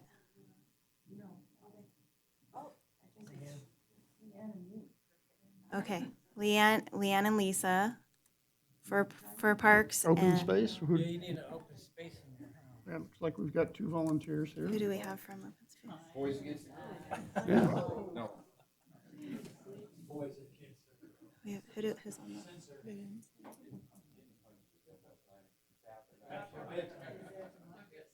So with that, so do you want a motion, or are going to divide it into these sub?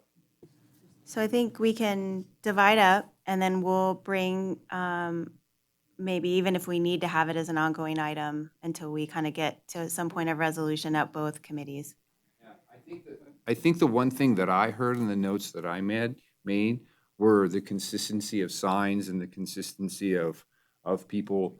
I don't think people really realize, I understand there's the definition between open space and parks, but I don't think they realize. I think they understand that you're the director of open space and parks, so they think it's kind of the same, that.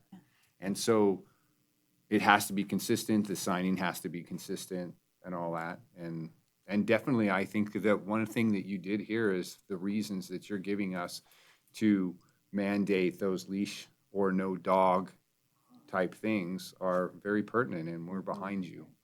So that's the one thing I We heard. really appreciate the support, and I know it's a very emotional item for people. I mean, their pets are like their children, and I fully appreciate that. I'm a dog owner, but I have 3 kids, and 2 of my kids have had 3 dog bites with dogs off leash at a park. And it's just hard. It's scary to see that happen and how they feel about animals after that as well.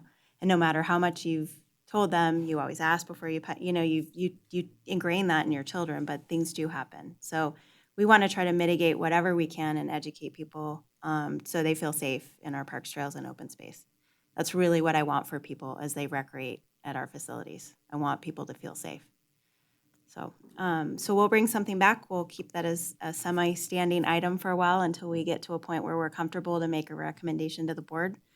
And we'll do some homework with the volunteers. So thank you for volunteering, and we will move forward.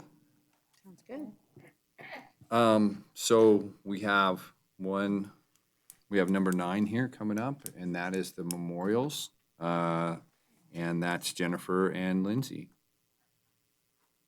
So you want to buzz through that?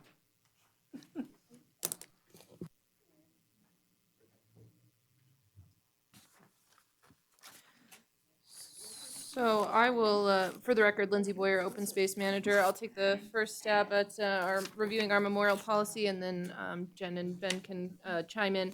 So this is another kind of continuation. This is an item that has been brought before the boards, both jointly and separately before.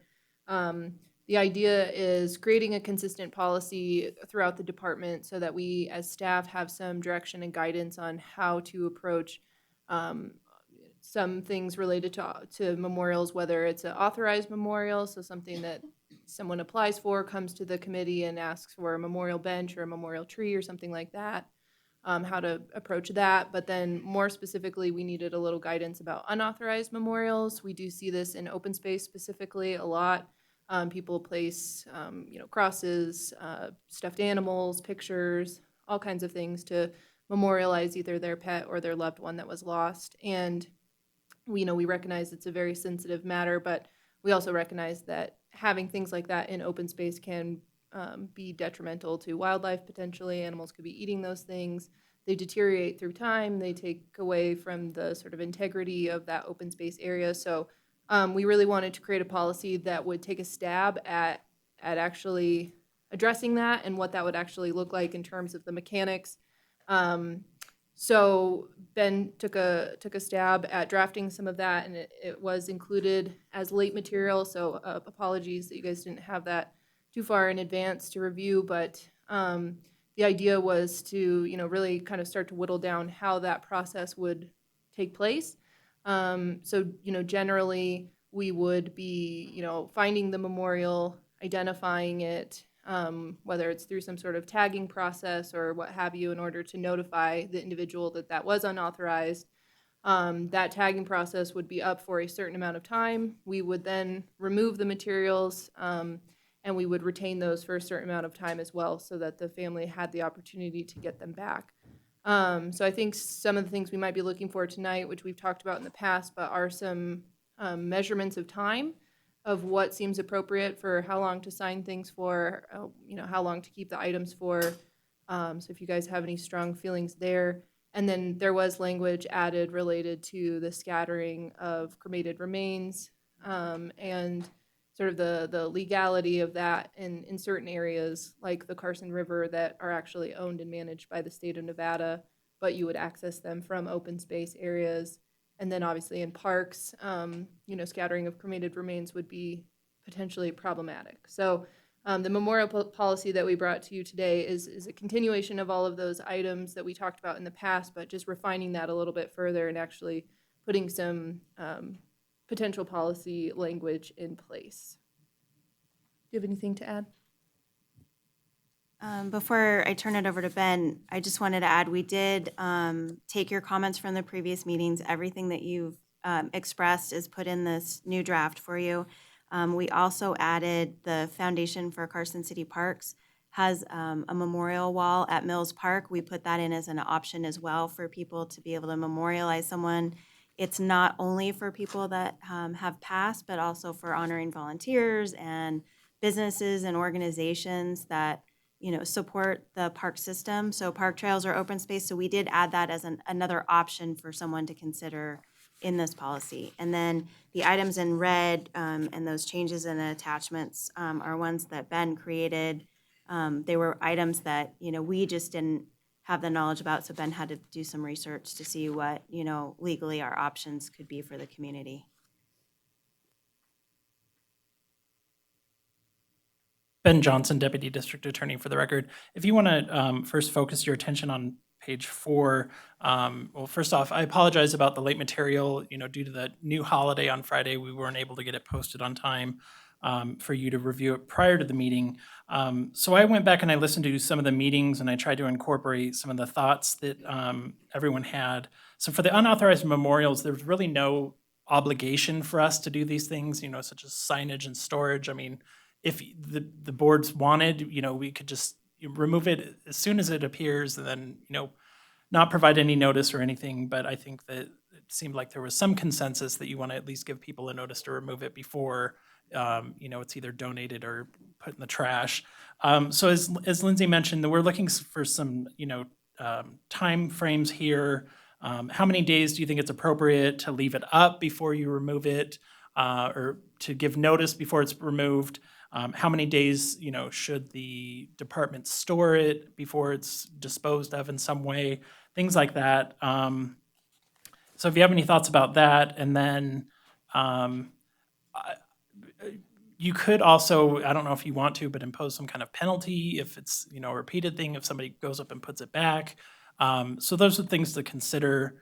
So this is just language that I sort of crafted based on, what I've heard the board say that they wanted before.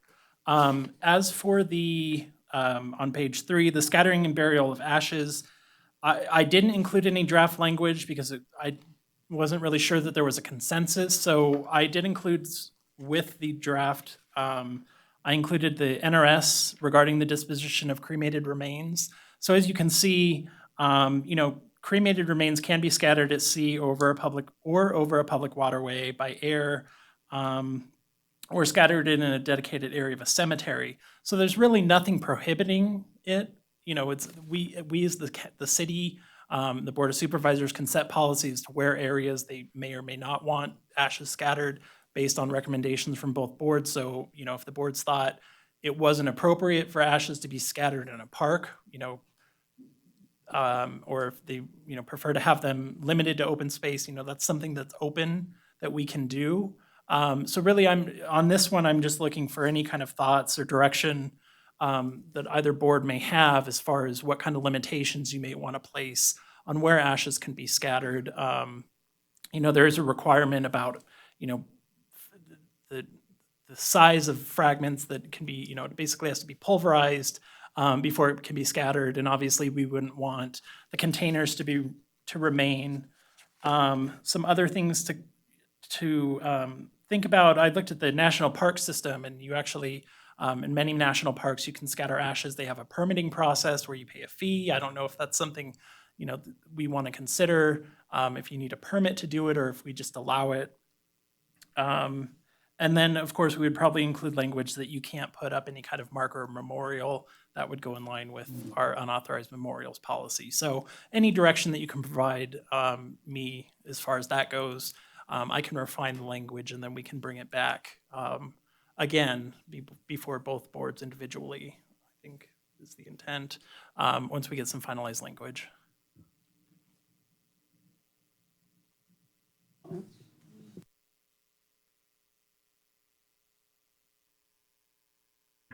I had a question about, oh, I'm sorry. That's okay. I was trying to push, it's getting late and I'm tired and I was pushing the wrong button here. Oh. One of the speakers we had tonight from the foundation, I have experience with a couple other nonprofits, and one of the ways you make profits that come back to the city is if you sell benches that go on public land, but the nonprofit gets the money. It's an opportunity for the nonprofit to gain, and the trade-off is that money comes right back to the community, and it gives them seed money to match. They can go out and get 3 times as much money with it. So that wasn't in here, and it's maybe too late in the game to work on that, but maybe it's something that in the future the foundation, with some discussions, could maybe look at ways like their memorial wall area that they can generate revenue from memorials some way. And then each agency has requirements on trail systems that I work on. Some of them allow it, some don't, but you can sell a bench for $25,000 and the agency gives it to them for free. They don't charge you, you just got to get permission. The nonprofit can charge for that. So it's something to think about, and it's a revenue generator for a lot of groups. And then the golf courses, I didn't see in here, and the golf courses are always looking for people like myself that live on the golf course. When they drop dead, they want some rock with their name on it or something out there on the one they got the hole-in-one on or something. So I didn't see the golf courses in here. And then are those free? For if somebody wants one, they just go up to the pro at the golf course and say, I'm going to stick a rock over here with somebody's name on it, and over here on the 5th hole. So I didn't see that in there. But that 2 things, and the nonprofit is the one that I was hoping, that's one reason I was pleased at his presentation, is to look for ways to gain revenue for the Park Foundation. That's it, thank you.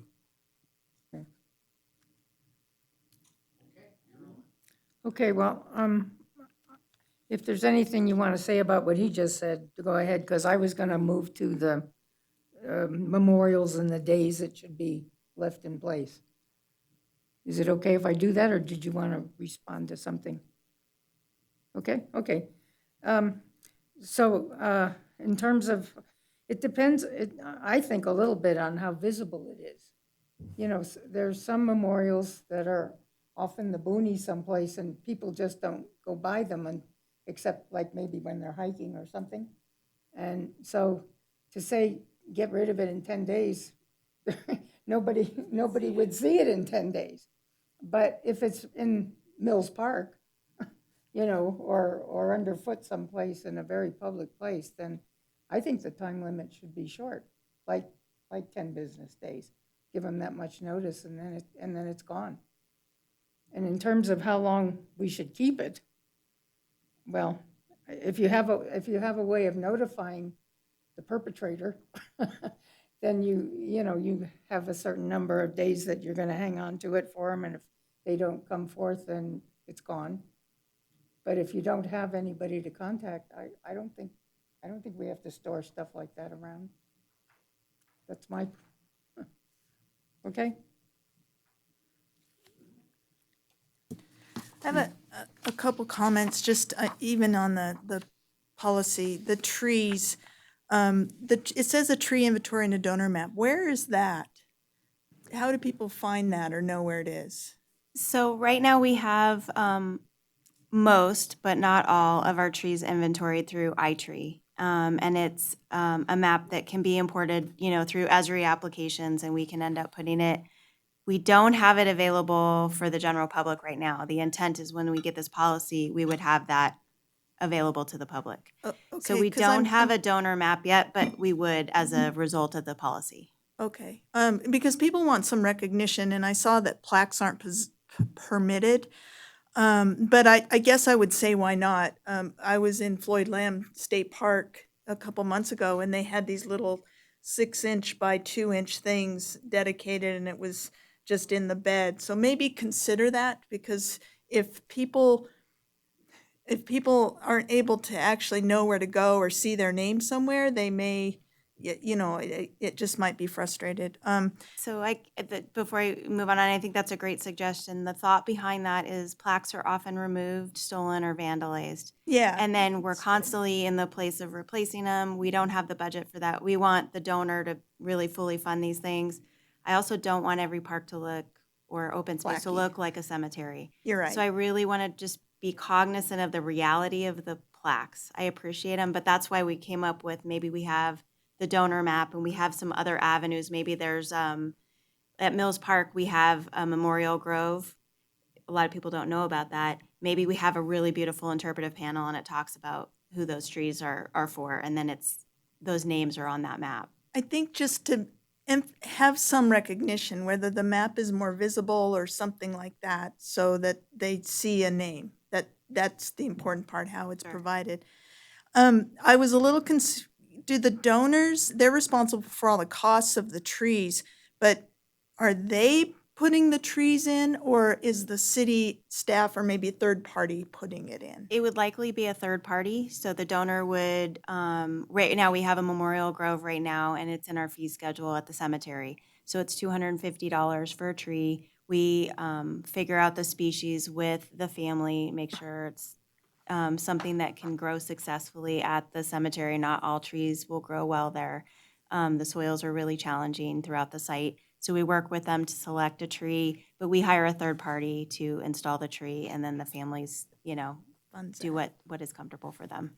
Who funds the community service memorial wall? So that goes through the Foundation for Carson City Parks. They fund that. They make the donation to the nonprofit, and then the nonprofit coordinates, the etching of the stones. So that's where, from what Mark's suggestion, flip it. Why wouldn't the families fund it and provide it to the foundation?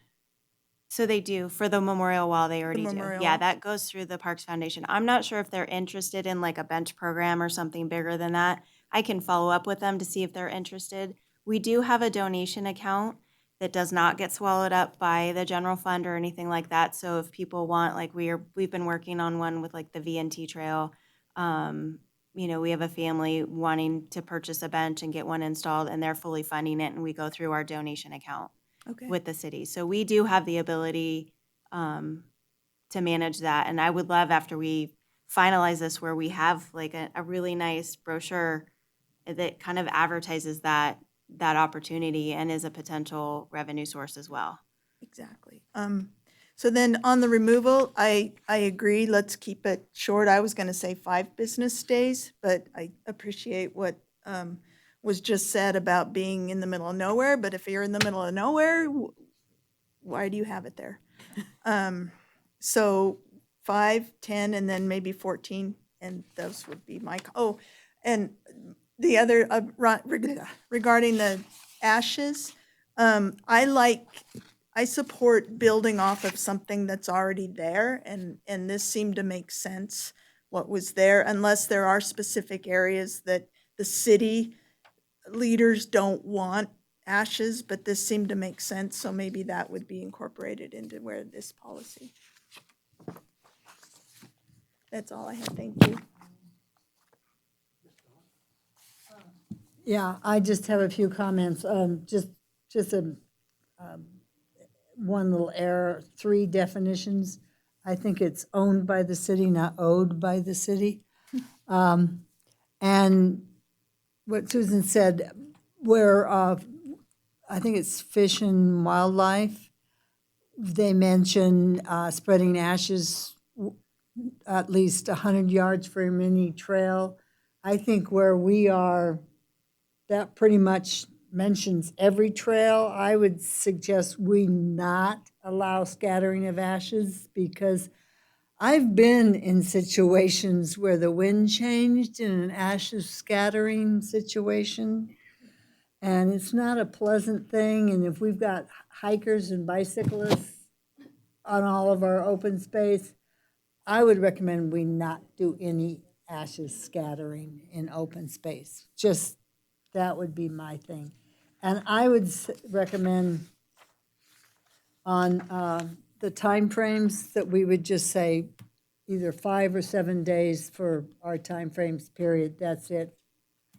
End of discussion.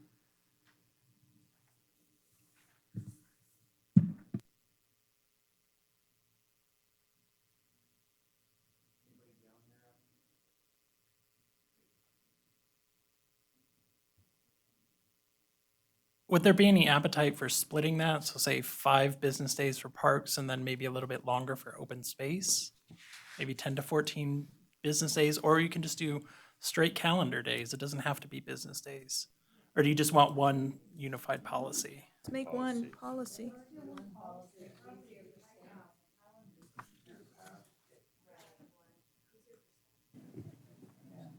I'd prefer one policy. Our park rangers are gonna have to deal with this, and if they have to try to figure out, and I don't think the public knows, Right. they're just, I don't think they're thinking clearly when they do that. They're obviously really emotional, and they're just trying to deal with whatever they're dealing. And I'm sorry, I just thought of something else that I think is missing from this. Burying people's pets on open space. That's happening. We should be addressing that. Yeah, and that needs to be prohibited. Yes. Yes. Right, then it's a memorial. There are other options available to people.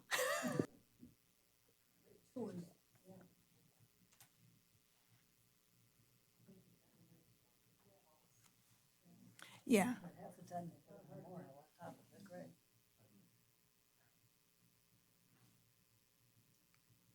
So any other comments for Ben over here?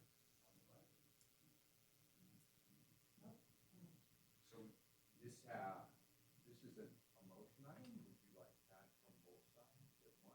How do you? I think because it's still a work in progress, I don't think that there needs to be a motion. I think that you've given a direction that we can update the policy, clean up a few things, and then bring it back to each board for a recommendation to the Board of Supervisors for, final adoption.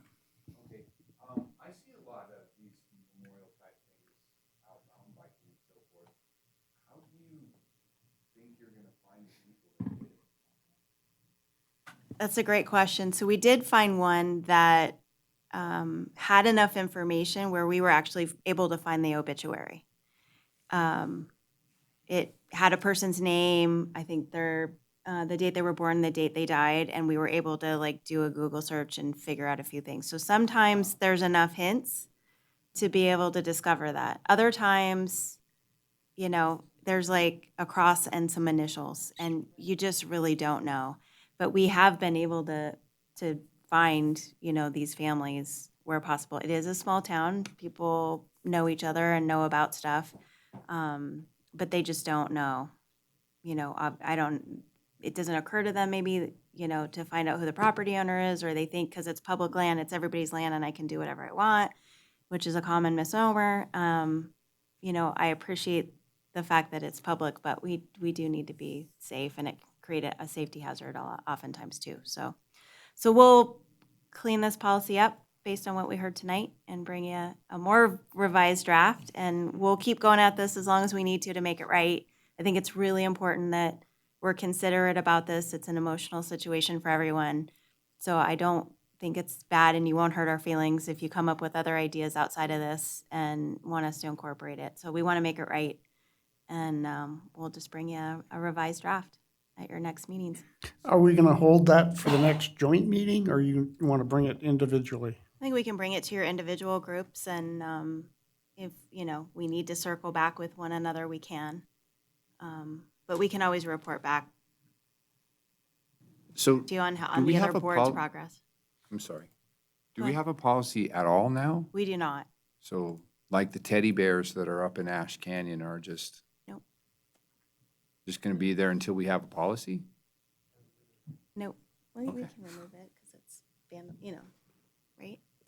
I haven't done the research, but I think, potentially littering laws might apply to something like that. So, I think that we could address it now, but as far as, what we're proposing in the policy, there's not one currently. So I think that, probably, and I'm saying this without having done any research, I think it probably would be removable as, something that's abandoned or littered. Well, I think Greg probably knows where the teddy bears are, so.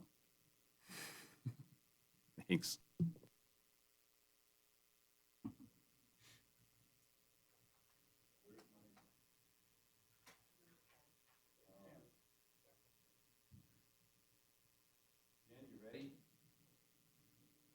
Yeah, you're going to get abbreviated super quick so we can go home.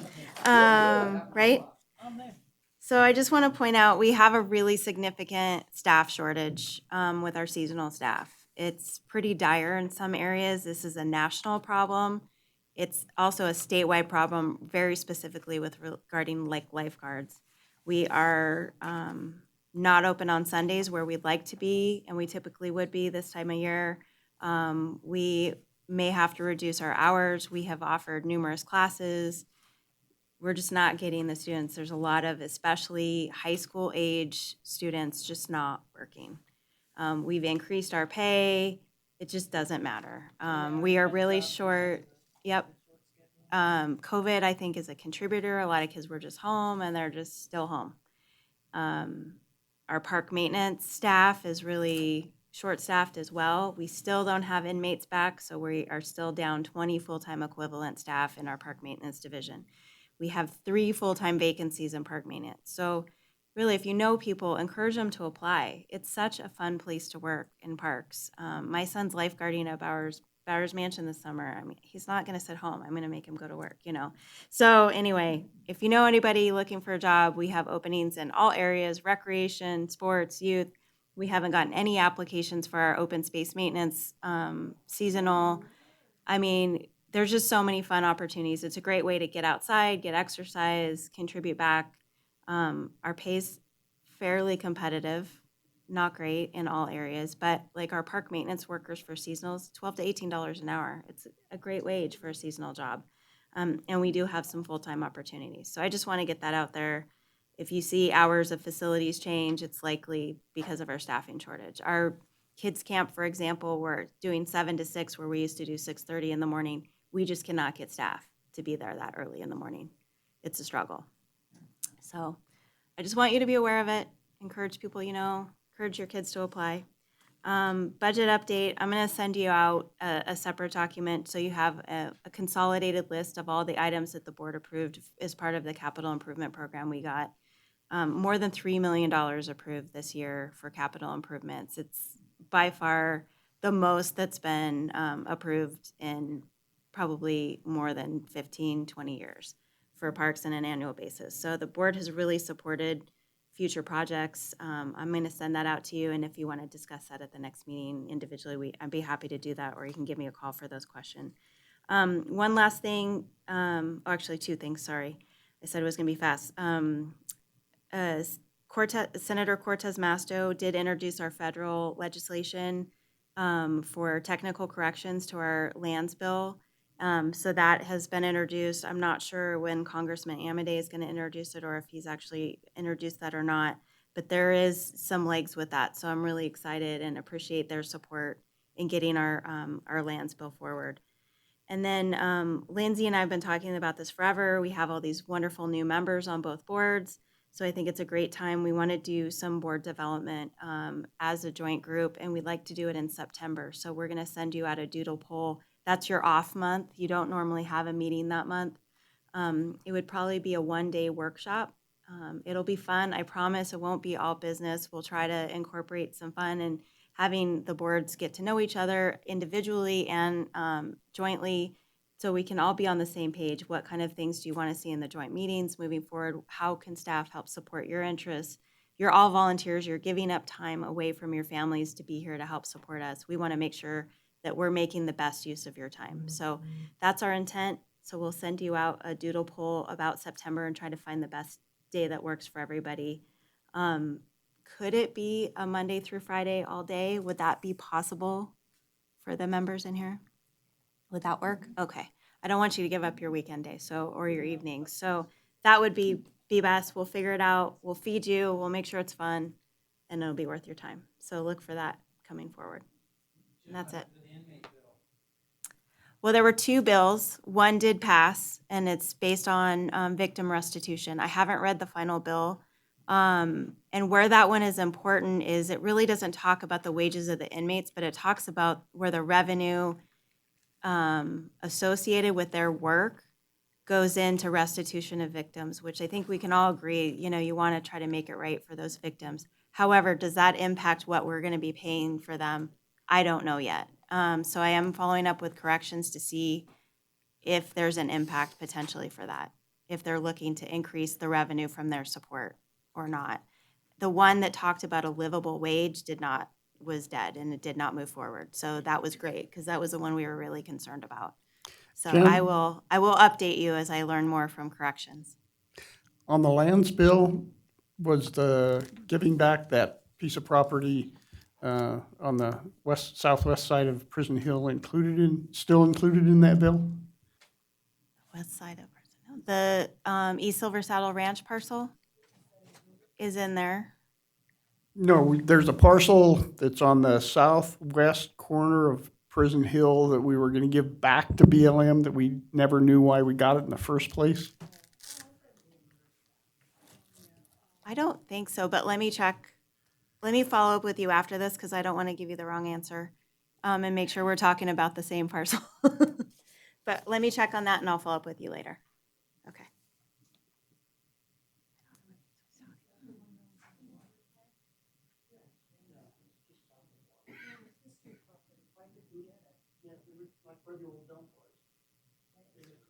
Is it Bennett? Oh, the Bennett property? Yes, that is included, and it would to go back to BLM and then be disposed of. Yes, to the adjacent property owners likely. Yes, that is in there. You said Prison Hill, and I got confused. Okay.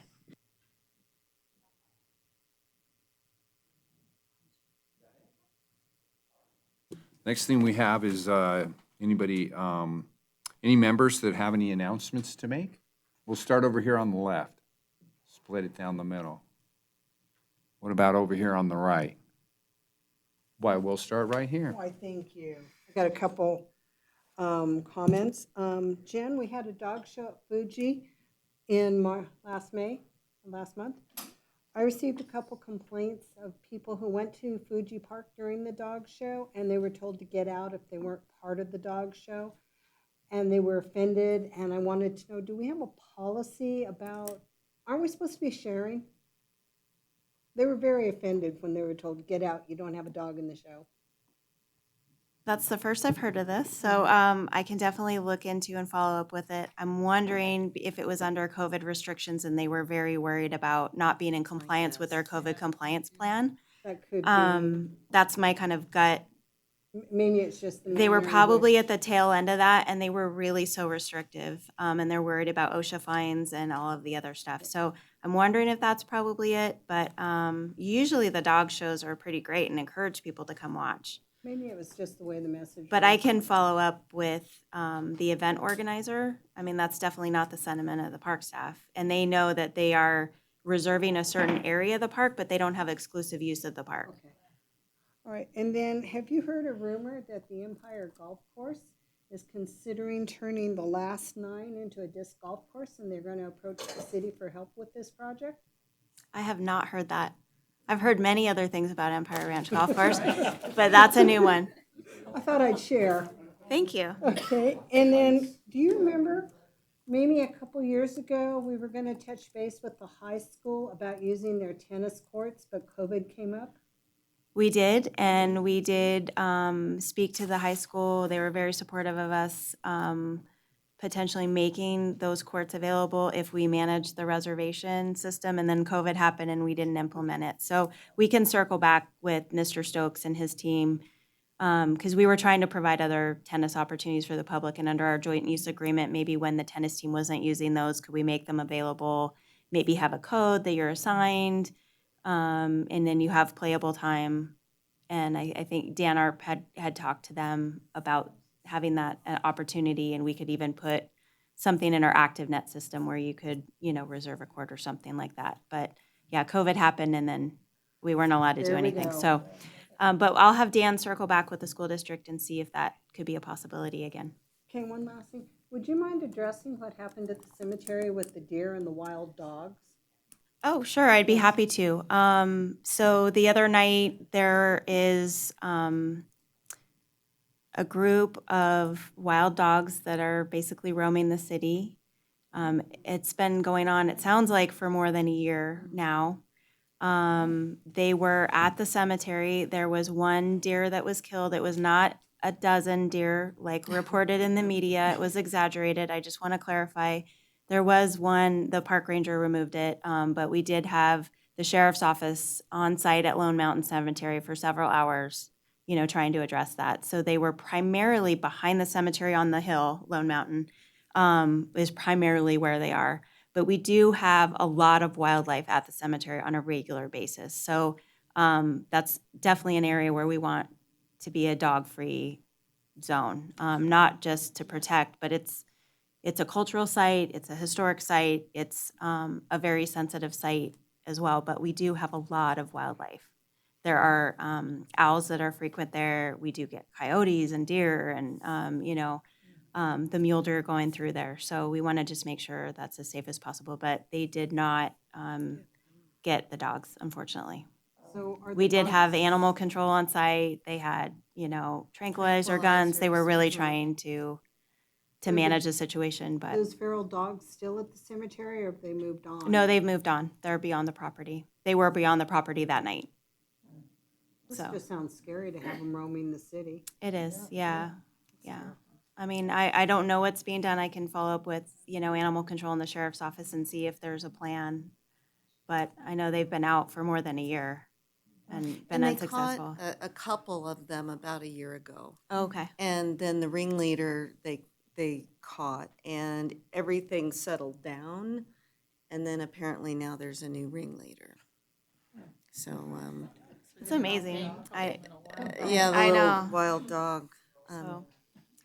But I do want to thank the sheriff's office, Yes. for supporting our park ranger and animal control for being on that and trying to protect, the city's property. And Lone Mountain is a very special place to so many people. So we want to make sure that it's Well, and the whole protected. nuance of the tranquilizing, because sometimes the public, they see an officer with a gun on a dog, and that concerns them, or if the dog is shot and runs into the street and gets hit by a car, that creates an issue. So it really gets quite complicated, this whole process.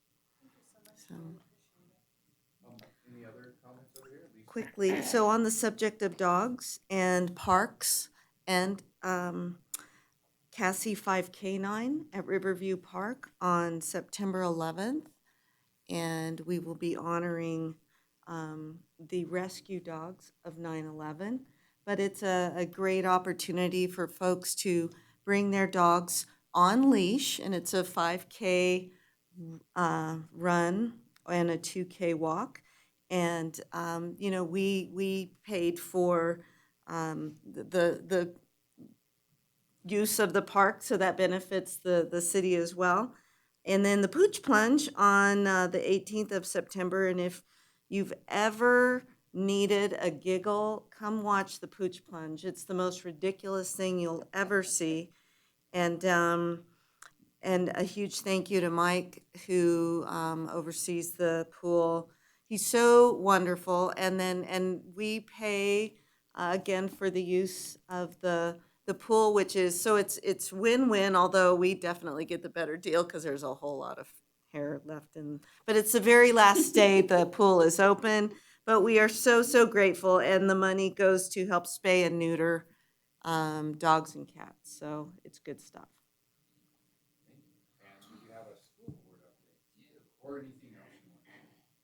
Just real quick, tomorrow we have our school board meeting, and then we have a 6 o'clock workshop that we're talking about trying to get input for our plan to reopen the schools in August. The documents can be found at our school website if you want to see what that looks like to bring your comments. Our Pioneer High School is now going to have a Pioneer Academy, which we have an online school now for that first grade through 12th now. Because of the pandemic, we have found a need that there are some people that aren't going to come back full-time to schools. So we're trying to keep them in the Carson School District. And with this online school, we actually have Carson City District teachers teaching it. So that's been a real progressive thing that we're doing there. If you didn't know, we did have in-person graduation at both our high schools, which we were pretty excited about. And then the workshop's the most important thing. And then our school foundations is matching donations to fund the textbooks for our Jump Start program, which we had to cut because we have a $3.9 million deficit in our budget. So if you're interested in that, that's on our website too. So. I have a question. I don't want to put you on the spot, but I'm going to. It's fine. The church property next to Pete Livermore Sports Complex, I heard that the school district might be reconsidering and be interested in that. Is that?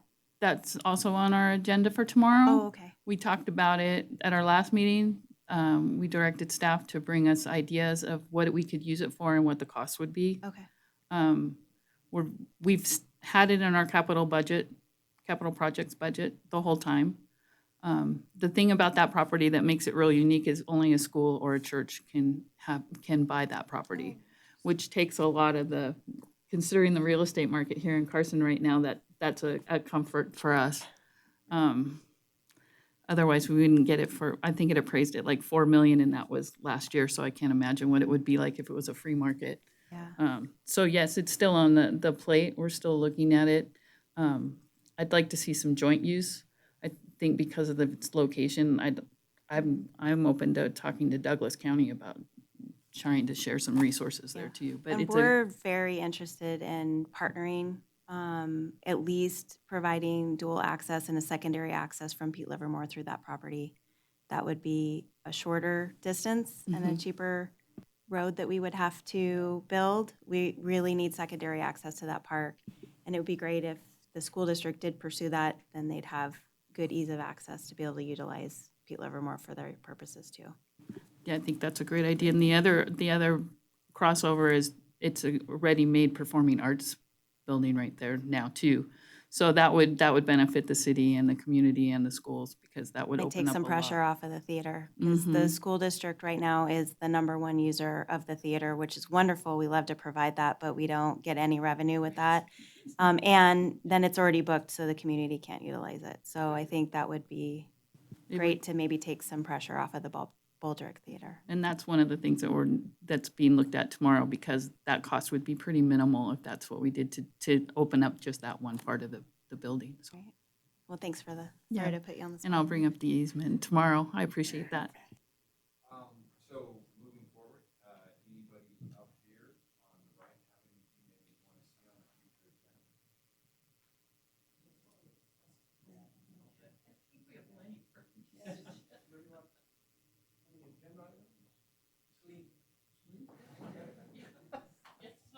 Do we have, I guess the next question is there anybody out there on the telephone that might want to have a comment?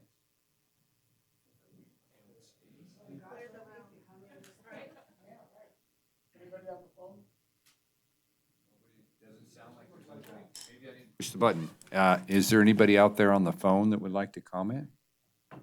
There are no callers on the line at this time. Why, thank you very much. I don't know, she has a wonderful voice. So, seeing no public comment, I'll have a motion to adjourn. Do you guys want to adjourn? We can adjourn, we don't have to have a motion. Okay, let's go. Thank you, everybody. Yes.